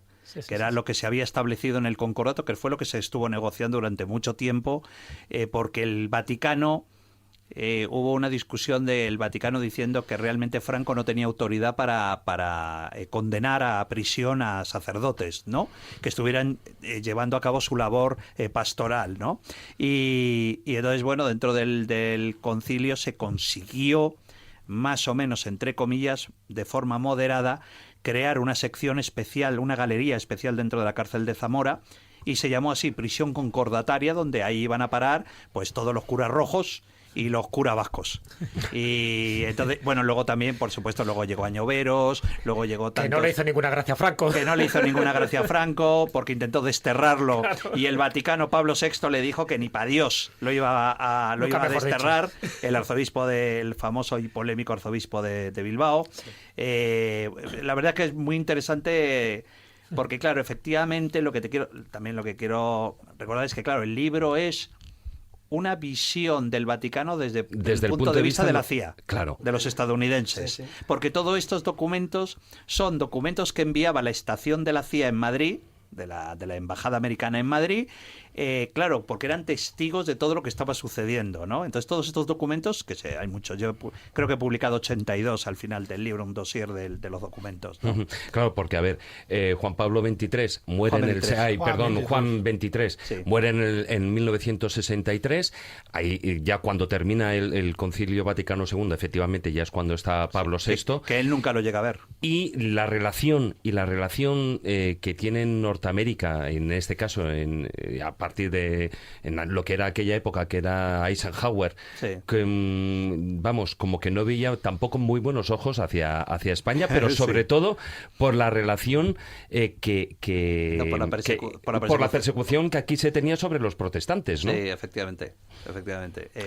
Porque, claro, Eisenhower era protestante, y una de las cuestiones y uno de los problemas que se plantea, en el cual el Vaticano también de cierta forma, Montini, Pablo VI, protesta, es por la persecución de los protestantes también en España por parte de Franco, porque Franco no le parecía bien que aquí en España, en la España católica, una grande y libre, hubiera protestante, ni luterano, ni nada de eso. Herejes, que no hubiera herejes. Pero, además... y entonces uno de los problemas que dice la CIA, que transmite la CIA, es que no va a haber forma de convencer al régimen de Franco de que tenga una mano más abierta con otro tipo de religiones. De todas maneras, en aquella época yo hay algo que sí recuerdo, porque los curas con los que yo trabajaba eran vascos. Bueno, es que en realidad la mayoría de los curas eran pasaron o vascos. por Zamora? No, muchos no, pero la mayoría de los curas que yo he conocido en mi vida han sido vascos o navarros, porque esas eran las grandes canteras del curato en España, mucho más que cualquier otra región. Sí. En otras regiones es que ni había vocaciones. Yo fui al cole en Madrid de curas navarros, de misioneros navarros. Entonces, yo recuerdo a este padre Yarvide, que evidentemente por el apellido no era andaluz, que... Bueno, no te fíes, ¿eh? Él tenía una relación muy intensa. Siempre pensábamos que él era una especie de espía del Vaticano, porque él era organista del Papa. Entonces venía y iba y venía pues continuamente. Seguro que vendría muchos mensajes, llevaría... Claro, iba y venía continuamente, y aquello nos llamaba muchísimo la atención. ¿Por qué viaja este hombre tanto a Roma? ¿Por qué viaja? No, es que es organista. Bueno, sí, ya veremos. Sí, ¿no? Afina órganos, ¿no? Sí. Y lleva mensajes de un lado a otro. De todas formas, es muy curioso, mira, porque yo he consultado más de casi 350 documentos para todo el libro, ¿no? Sí. Entonces, claro, yo lo primero que hice fue colocarlos de forma cronológica, cronológicamente, y claro, te marca la historia, la última historia, claro, desde el año 39, estamos hablando hasta Francisco, hasta el inicio del pontificado de Francisco, ¿no? Entonces, claro, te muestra muy bien cómo va cambiando la política de la propia CIA con respecto al Vaticano, cómo va viendo, cómo te revela muchas veces la información que hemos tenido errónea, por ejemplo, de las malas relaciones que supuestamente había entre el Vaticano y Pekín, que luego no han sido tan malas, según los documentos de la CIA, el que luego incluso el Vaticano se ofrece para hacer un acercamiento entre Estados Unidos y China en muchos aspectos. Es decir, que luego al final los documentos, tal vez, ¿no? Los documentos lo que te muestra, como investigadores, lo que te muestra es que muchas veces no es la historia como nosotros creemos que ha sido, sino cómo realmente ha sido a través de esos documentos, ¿no? Yo creo que es una cosa maravillosa que tiene el poder ver los documentos ahora y tocarlos. Fíjate, hay otro detalle. Yo en mis años aquellos... Te marcó la época religiosa tuya. No, ya estoy hablando de otra época. En la época de los... De Monseñor, de que ya eras Monseñor. No, en la época de los... en la época Llámale Monse.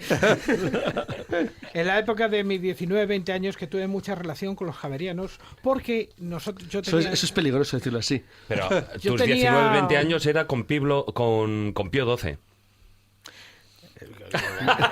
Cállate. El caso es que yo tenía mucha relación porque nosotros teníamos un grupito de música, así tipo mocedades y tal, que ensayábamos en los javerianos. Uy, qué rojos.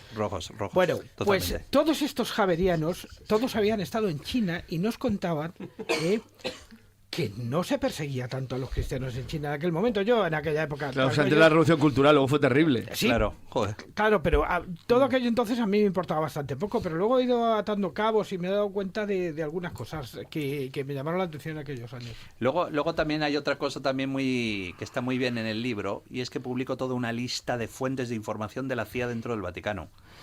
Y era porque por la Ley de Seguridad Nacional, Estados Unidos tiene que tapar que se dice enmascarar, esos rótulos negros que aparecen Sí. en los documentos, las fuentes de información estadounidenses, el nombre de los agentes, no de la CIA, está prohibido revelarlos. El nombre de los agentes. El como nombre es de los lógico. agentes de la CIA, los operativos de la CIA. Pero lo que no han enmascarado son las fuentes de información de la CIA en el Vaticano. Entonces, claro, tú le puedes leer los documentos, la lista está conformada por los documentos que dice Monseñor tal me ha dicho, o Monseñor tal, o el nuncio apostólico me ha pasado tal información con respecto al Vaticano o con respecto a este gobierno, y tienes cantidad de fuentes de información de la CIA que sabían, estos religiosos, altos cargos de la curia, y me he encontrado con uno de los nombres en uno de los documentos como informador de la situación de Chávez, que se llamaba el nuncio Parolín, Pietro Parolín, que es el actual secretario de Estado. O sea, eso ya viene a ser un Batilix 3. Eso vendría a ser un Batilix 3, porque realmente es la propia CIA quien revela quiénes son, que me parece sorprendente Claro, que hayan dejado sus fuentes de información abiertas. Hombre, sí, la verdad es que es un fallo enorme. De todas maneras, dentro de lo que es la CIA, lo que es el proceso de desclasificación de documentos secretos, ¿no tiene que cumplir unos 40 años, me parece? Depende. Dependiendo del tema, ¿no? Tú sabes, de todas formas, los americanos, yo he aprendido leyendo tanto documento de los americanos, que los americanos te revelan información cuando a ellos les interesa, ¿no? Sabes que hace 7 años que hemos podido leer documentos del 11 de septiembre. La famosa carta del consejero de Seguridad Nacional a Condoleezza Rice, uno de los asesores de Seguridad Nacional a Condoleezza Rice, en el mes de enero del 2001, diciéndole: hemos detectado que nos va a venir un ataque de Al-Qaeda posiblemente a una gran ciudad estadounidense, y se reveló, y alguien lo ha revelado ese documento, supuestamente hasta dentro de 40 años no podríamos verlo, ¿no? O sea, que es decir, que los americanos revelan luego información según les interesa. Yo he manejado informes secretos de la propia CIA y clasificados de secreto, y además está muy bien porque te pone que el documento no lo puedes leer hasta el 2028, 2029, y lo tienes ahora mismo yo encima de la mesa y lo tengo publicado en el libro. Es decir, que los americanos revelan información.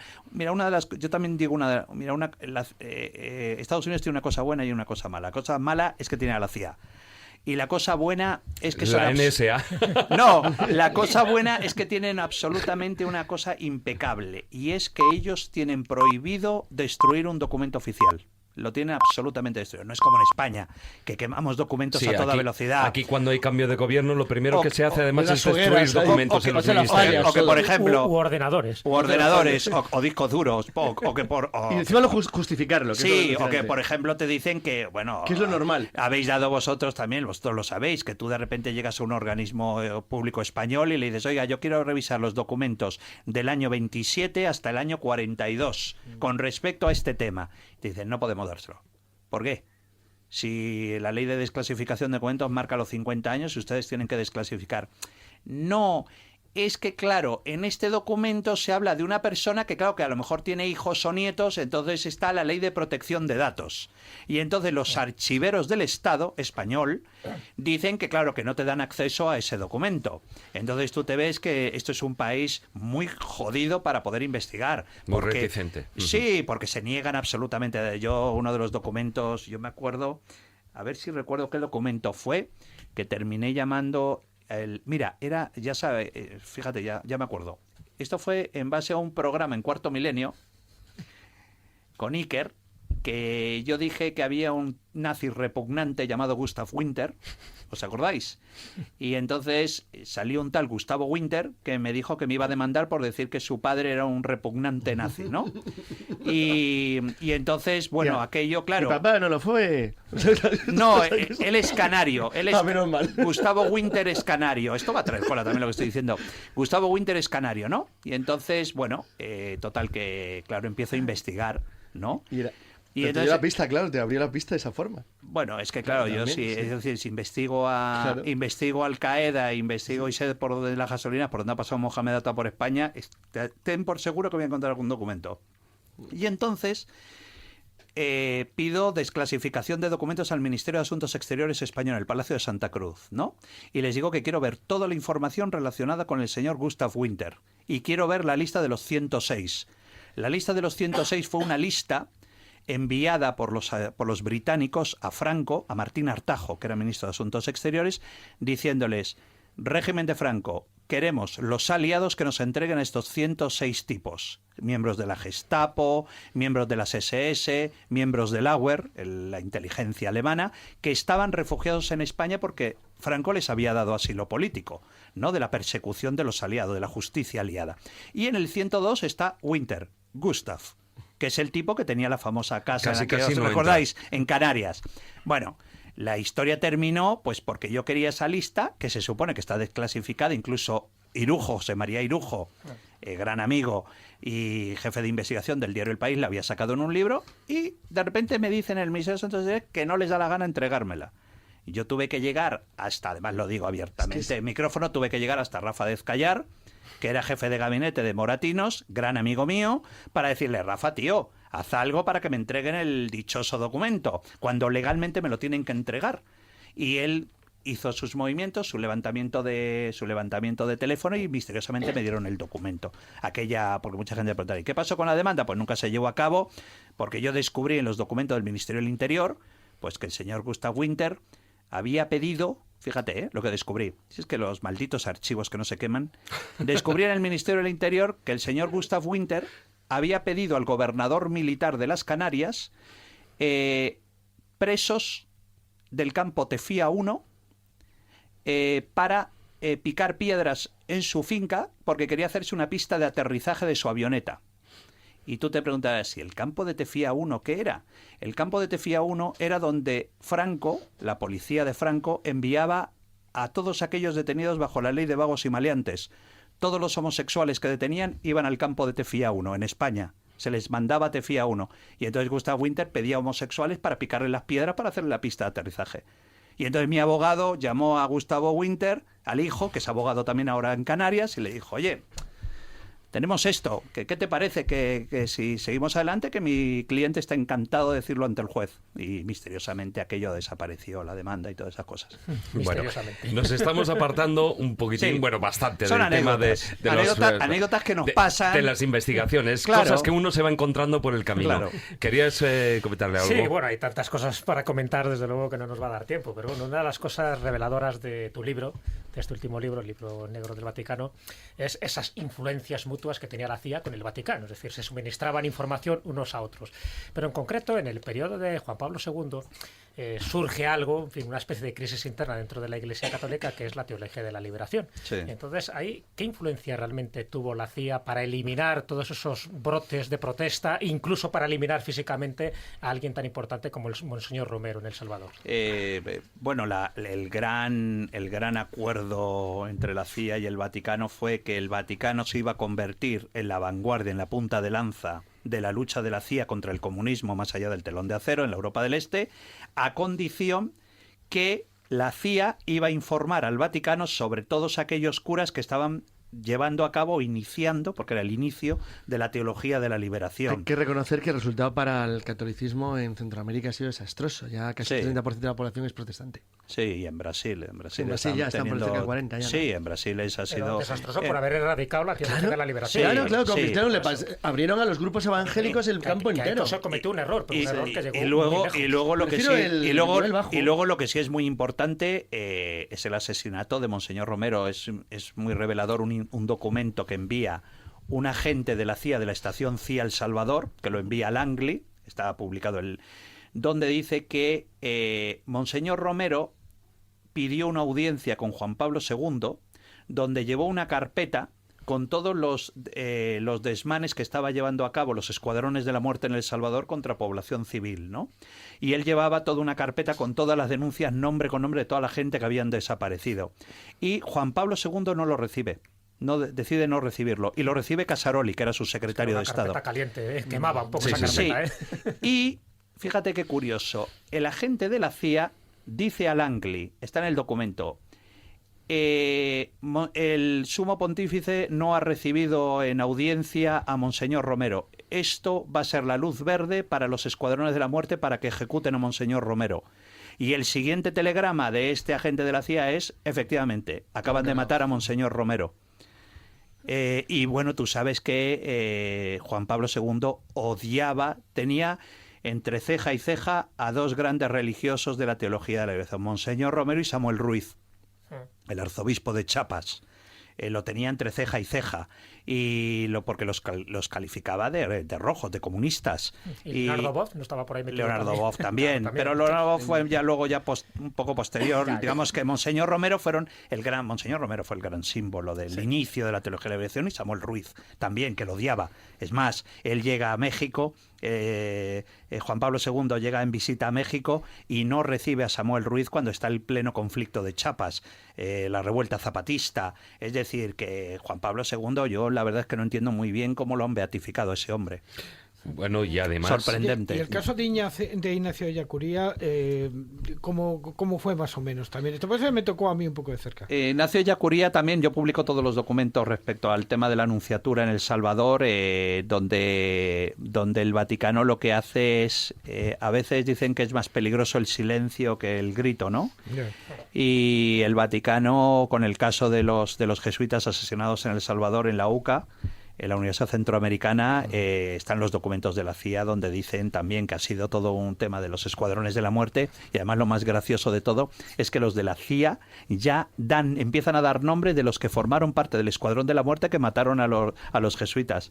Cuando luego salió, ya sabemos que ya posteriormente, pasados muchos los años, se revelaron la fuente de información, fueron condenados, fueron absueltos por la ley de perdón que llevó a cabo el gobierno salvadoreño, y nunca se condenó absolutamente a nadie con respecto al asesinato. Y luego, curiosamente, tampoco el gobierno español de entonces, tampoco, ni el de ahora, ni el de entonces, ni el de entonces, ni el de entonces, ha pedido responsabilidades algunas internacionalmente. Bueno, y para terminar, aunque continuaremos con otras secciones y luego a ver si nos da tiempo a algo más, pero sí que me gustaría que hicieras un pequeño comentario sobre, estamos hablando de Juan Pablo II, y que no es santo de mi devoción. Que no es santo de tu devoción, ya nos ha quedado claro, pero en su mandato religioso coincide con el triunfo de un sindicato en su país, del sindicato Solidaridad, ¿no? Entonces, al igual que hoy en día se teme por otras partes, con Leche Valesa, al igual que hoy en día se teme o se temía que la primavera árabe provocara en cascada digamos un resultado mucho peor, en aquella época con Solidaridad pasaba lo mismo. Si ganaba Solidaridad, se temía que de eso también afectara a todo lo que era la zona de los Balcanes, Lituania, Estonia, Checoslovaquia, etcétera, etcétera. A los americanos les preocupaba Polonia, la línea de ataque de los americanos para acabar con el comunismo fue Polonia y luego Checoslovaquia, porque había dos grandes líderes, que era Walesa y que era Václav Havel, porque los de la CIA tenían miedo, tenían pánico de ayudar a una revolución y que llegara algo peor que el propio comunismo, entonces que tenían que controlarlo. Además, es muy curioso porque tú sabes que una de las primeras personas que recibe Juan Pablo en el año 78, cuando es elegido papa, recibe un tipo muy oscuro, que la propia historia lo define como un tipo que se llama Vernon Walters, que era el subdirector de la CIA bajo William Casey, que era el jefe de la CIA de Ronald Reagan. Ronald Reagan, aparte de que era un hombre muy religioso, Ronald Reagan, y además mucho más después de sufrir el atentado, que él decía que era muy similar y el mejorar su salud con respecto al atentado que sufre Ronald Reagan, decía que eso le igualaba mucho al atentado que había sufrido Juan Pablo II, sí. y por eso él tenía como una especie de hermandad espiritual con el propio Papa.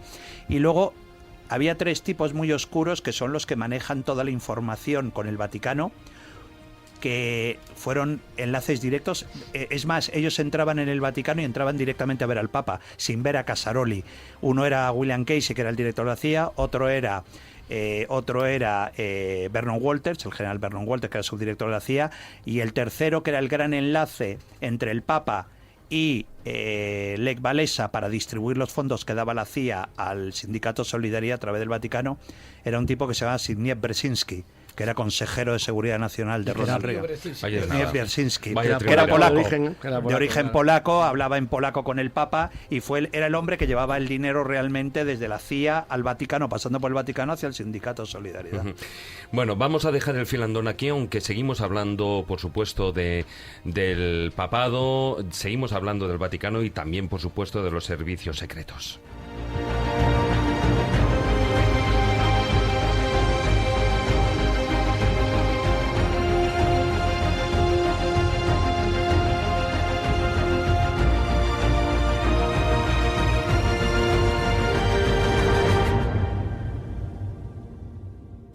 Radio 4G FM, una pequeña muestra de lo que encontrarás en radio4g.com. Hola, soy una de las muchas personas que colabora con la UID comprando su euroboleto. Por tan solo €1 diario, ayudas a muchas personas con discapacidad y al mismo tiempo tengo la opción de hacerme millonario. ¿Y a ti no te gustaría serlo? Organización Impulsora de Discapacitados, 902-113-883. Si eres discapacitado, llámanos. Si no lo eres, apóyanos. Contamos contigo.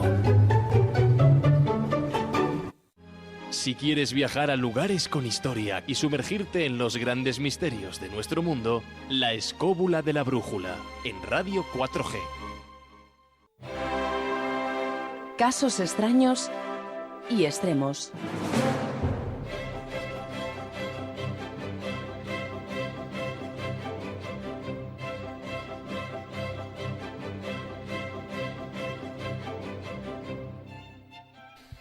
Don Fermín Mayorga, muy buenas noches. Muy buenas noches, don David Santillella. Hola, Bueno, Fermín. aquí un abrazo estamos. para todos, un abrazo para todos. ¿Qué tal, Fermín? Sí, la noche Bien, además bien. está animada porque estamos hablando de esos servicios secretos, de esas informaciones, de esas intrigas, asesinatos, documentos secretos, etcétera, que los papas y por ende también el Vaticano se han ido desarrollando a lo largo de la historia y sobre todo en los 2 últimos siglos, ¿no? Pero los servicios secretos, como decía al principio del programa, a lo largo de la historia también fueron empleados en otras épocas. Estamos hablando de los siglos XIV, XV, etcétera, por la Iglesia Católica, como por ejemplo podían ser una de ellas que hemos hablado aquí en el programa, que fue la Garduña.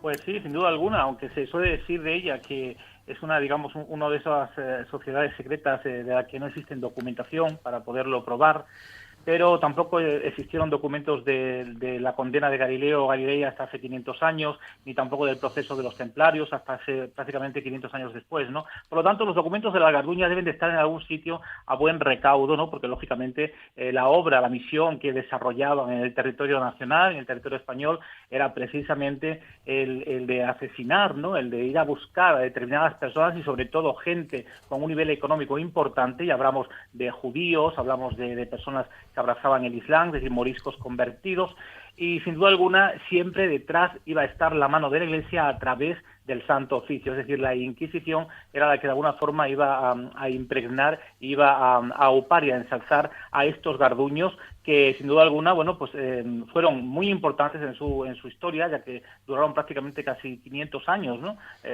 Hasta el 1827 prácticamente están ahí, según se data, pero sin duda alguna la Garduña, en principio, y según cuentan algunos historiadores, se fundó en Toledo allá por el 1412, ¿no? A partir de diversas bandas incontroladas que asaltaban y robaban las casas de las personas que ya hemos indicado. Después, digamos, en la época de Benedicto XIII, ¿no? En esa época, sí. Había Benedicto XIII, Sí, estaba en estaba Peñíscola. Benedicto XIII, que nunca nos olvidemos que todo este tipo de asociaciones, de sociedades, estaban de alguna forma también consagradas y bendecidas por el Vaticano, ¿no? Desde el inicio hasta el final, como otras que podemos hablar de ella en un momento determinado, ¿no?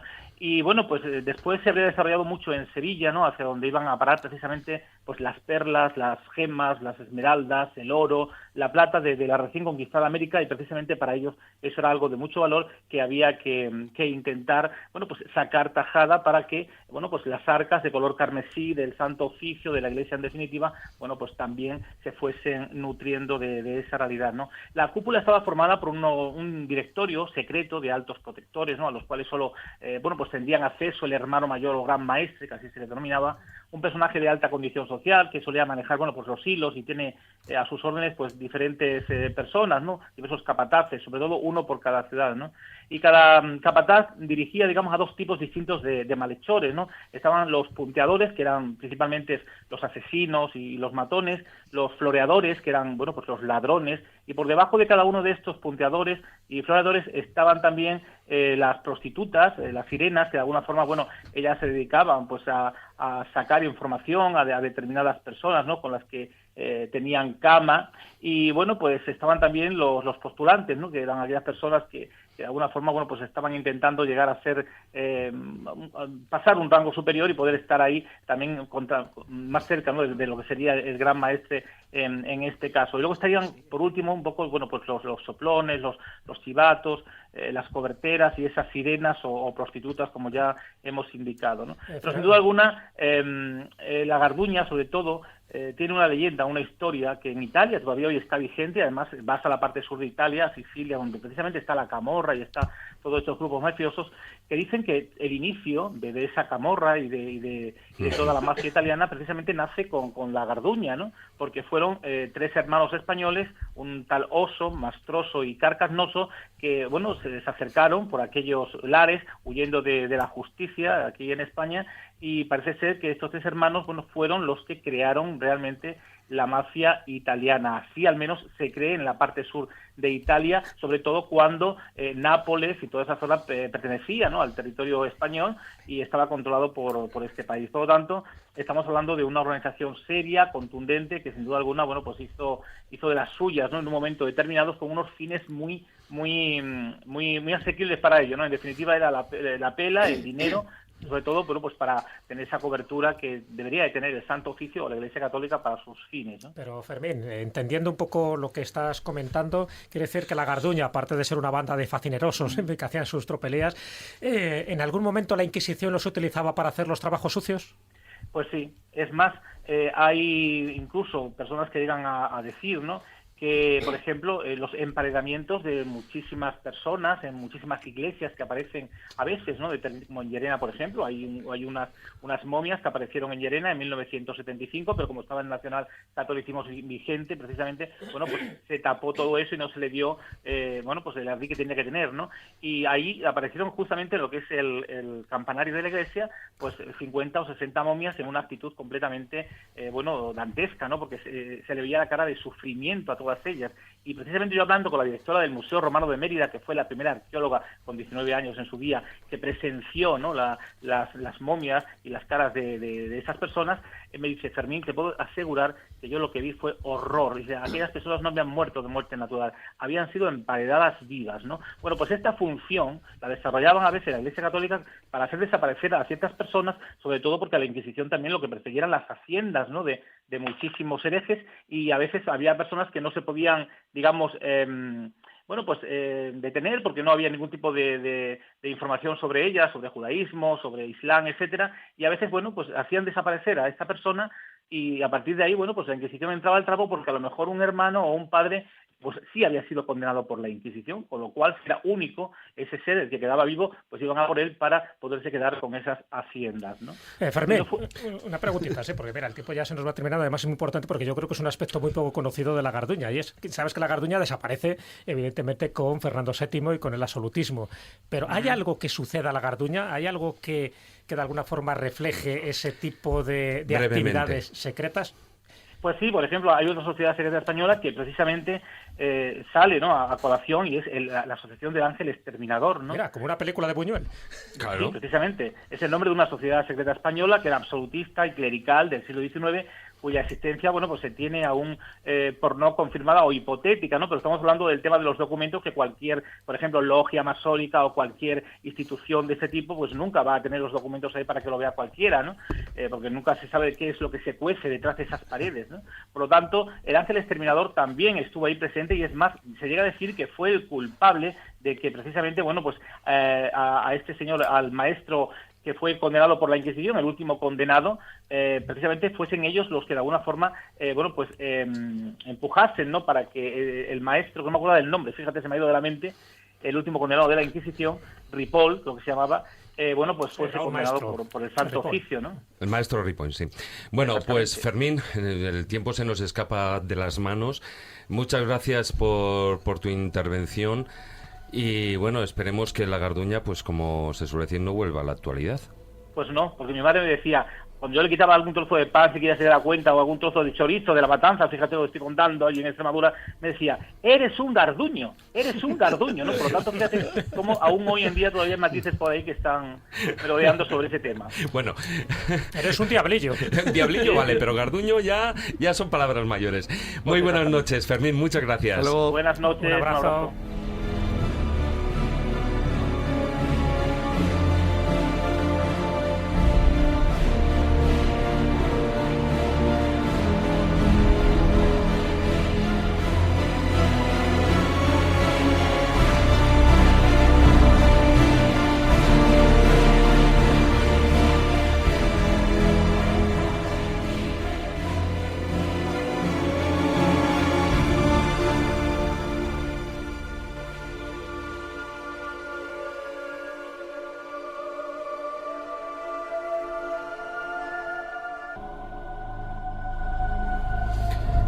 Faltan apenas 8 minutos para terminar el programa, pero sí que nos resistimos a hacerle la pregunta a nuestro invitado, a Eric, ya que estamos hablando de la mafia italiana. ¿Cuál ha sido esa relación entre el Vaticano y la mafia? Bueno, durante el pontificado de Juan Pablo II fue... hay dos etapas del pontificado de Juan Pablo II. Primero, cuando el Banco Vaticano, sabemos toda la historia del Banco Vaticano, que dio muchísimo apoyo a las cuentas de muchos miembros de la mafia dentro del Banco Vaticano, del famoso IOR. Posteriormente, cuando hay ataques, empieza a haber ataques de la propia mafia contra religiosos en la zona de Nápoles, en la zona de Calabria, Reggio Calabria, en la zona de Sicilia. Y hay un momento, en un punto de inflexión, en el que el Papa Juan Pablo II da el famoso discurso contra la mafia. E incluso dice que no es cristiano y no es de cristianos, porque el problema que hay en Italia es que, claro, los máximos líderes de la mafia son católicos, ¿no? Practica la religión católica. Entonces, claro, llega un momento de inflexión en el que se denuncia eso. A partir de esa denuncia pública hay una contraofensiva de la mafia, que ahí ponen varias bombas en iglesias, alguna de ellas en Roma. Creo que hay fallece un peatón o una mujer, creo que era, fallece en Roma con una de las explosiones de una de las bombas, ¿no? Posteriormente aquello se calmó. La relación luego de la mafia ha continuado pues a través de las cuentas en el Banco Vaticano. Yo ahora estoy llamado a declarar a través del juez antimafia de Trapani, porque en el libro mío de los Cuervos del Vaticano hablaba de que el Matteo Messina Denaro, el presidente de la cúpula de Cosa Nostra, había utilizado a religiosos de Trapani para blanquear capital, blanquear dinero en las cuentas del Banco Vaticano, ¿no? Es decir, que ha sido, por un lado, públicamente se le ha dicho que no a la mafia, y luego, por el otro lado, también se le ha permitido tener cuentas numeradas en el Banco Vaticano. Y ahora la última declaración ha sido el Papa Francisco, más recientemente, que en una visita a Nápoles él hace un discurso absolutamente valiente y abierto contra la mafia y el crimen organizado. De hecho, Hillary Clinton creo que también, ¿no?, recibió órdenes un poco de presionar a Benedicto XVI para que, en fin, eliminara un poco ese blanqueo de dinero que estaba haciendo la mafia con el libro. Hay un informe espectacular de la CIA que tiene aproximadamente unas 70 páginas, donde habla la CIA, de los analistas de la CIA, de la estación de la CIA en Roma, hablan de las relaciones entre la Iglesia en diferentes lugares de Italia, y cómo en muchos... Claro, estamos hablando es que la Iglesia es muy amplia, es desde el Papa, pero luego hay también pequeños sacerdotes que están dando apoyo a la mafia en muchos puntos, y verdaderamente es demoledor el informe de la CIA. Y vamos ya brevemente como despedida. Es muy pronto como para poder decir grandes cosas sobre el pontificado de Francisco, pero sí es cierto que, bueno, pues desde Edward Snowden lo que hizo fue sacar a la luz pues muchas de esas investigaciones que la NSA desde el acuerdo UCUSA hasta ahora pues ha ido haciendo con la red Echelon, con el FBI, con Carnívoro, etcétera, ¿no? Pero sí que la NSA, sobre todo, estaba especialmente interesada en ver qué ocurría con ese tránsito que en definitiva fue elegido Francisco, y fue siguiendo constantemente todo lo que fue esa elección, y ha ido saliendo cosas a la luz. Sí, además hay documentos sobre este tema hay hasta documentos divertidos en el libro, ¿no? Por ejemplo, a los analistas de la CIA, sí, efectivamente están los documentos donde se muestra que la NSA, la Agencia de Seguridad Nacional, espió principalmente a los cardenales americanos que fueron al cónclave donde se elige a Francisco, ¿no?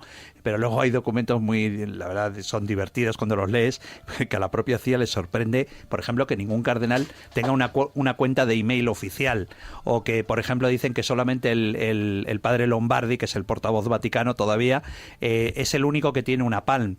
Un teléfono inteligente, ¿no? Sí. Entonces le sorprende mucho a la CIA. Por eso dice la CIA que es muy difícil espiar. La propia CIA en Roma dice que es muy difícil espiar a los cardenales cuando no utilizan las comunicaciones, porque no tienen ni cuenta de email oficial. Ya. Nada, una pregunta, estamos ya a final de tiempo, pero bueno. Sí, un minutito. Totalmente. Rápido.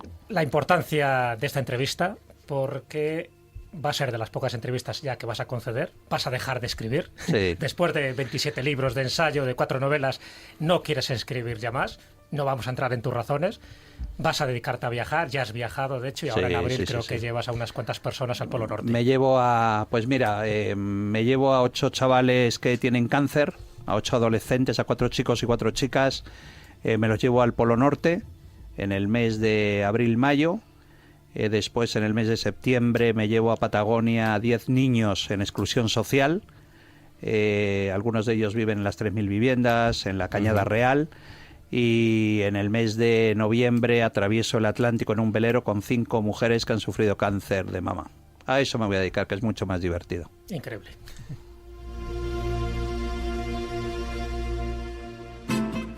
La escóbula de la brújula.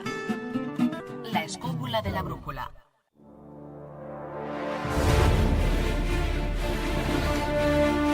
Bueno, falta apenas un minuto y medio para que den las 12 de la noche. Eric Frattini, amigo, muchas gracias por haber estado esta noche aquí con nosotros en la escóbula de la brújula. Nada, el placer absoluto de estar aquí con vosotros y que nos volveremos a ver y volveremos a hablar. Por supuesto. Muy buenas noches, don Jesús Callejo. Pues muy buenas noches, David, y un poco glosando todo lo que ha dicho Eric, vale más por lo que calla que por lo que ha dicho. Sí. Muy buenas noches, Carlos. Buenas noches y espero ver a muchos de los oyentes en Guadalajara. Hombre, claro, el día 12, pero eso será el sábado que viene. Muy buenas noches, Muy Maese. buenas noches, y qué pena que lo dejes, porque van a acelerar a los Maeselix. Bueno, él sigue el camino ya iniciado en el Kilimanjaro, ¿no? Sí. Bueno, muchas gracias a todos vosotros, queridos escobuleros, oyentes, por habernos acompañado durante estas 2 horas de programa. Un día más, para finalizar, os recuerdo pues nuestras redes sociales, nuestra página web, laescobula.com, en Twitter, @escobuleros, y nuestra página oficial en Facebook, La Escóbula de la Brújula. Muy buenas noches, amigos. Tratad de ser felices e ilustraros. Hasta la próxima.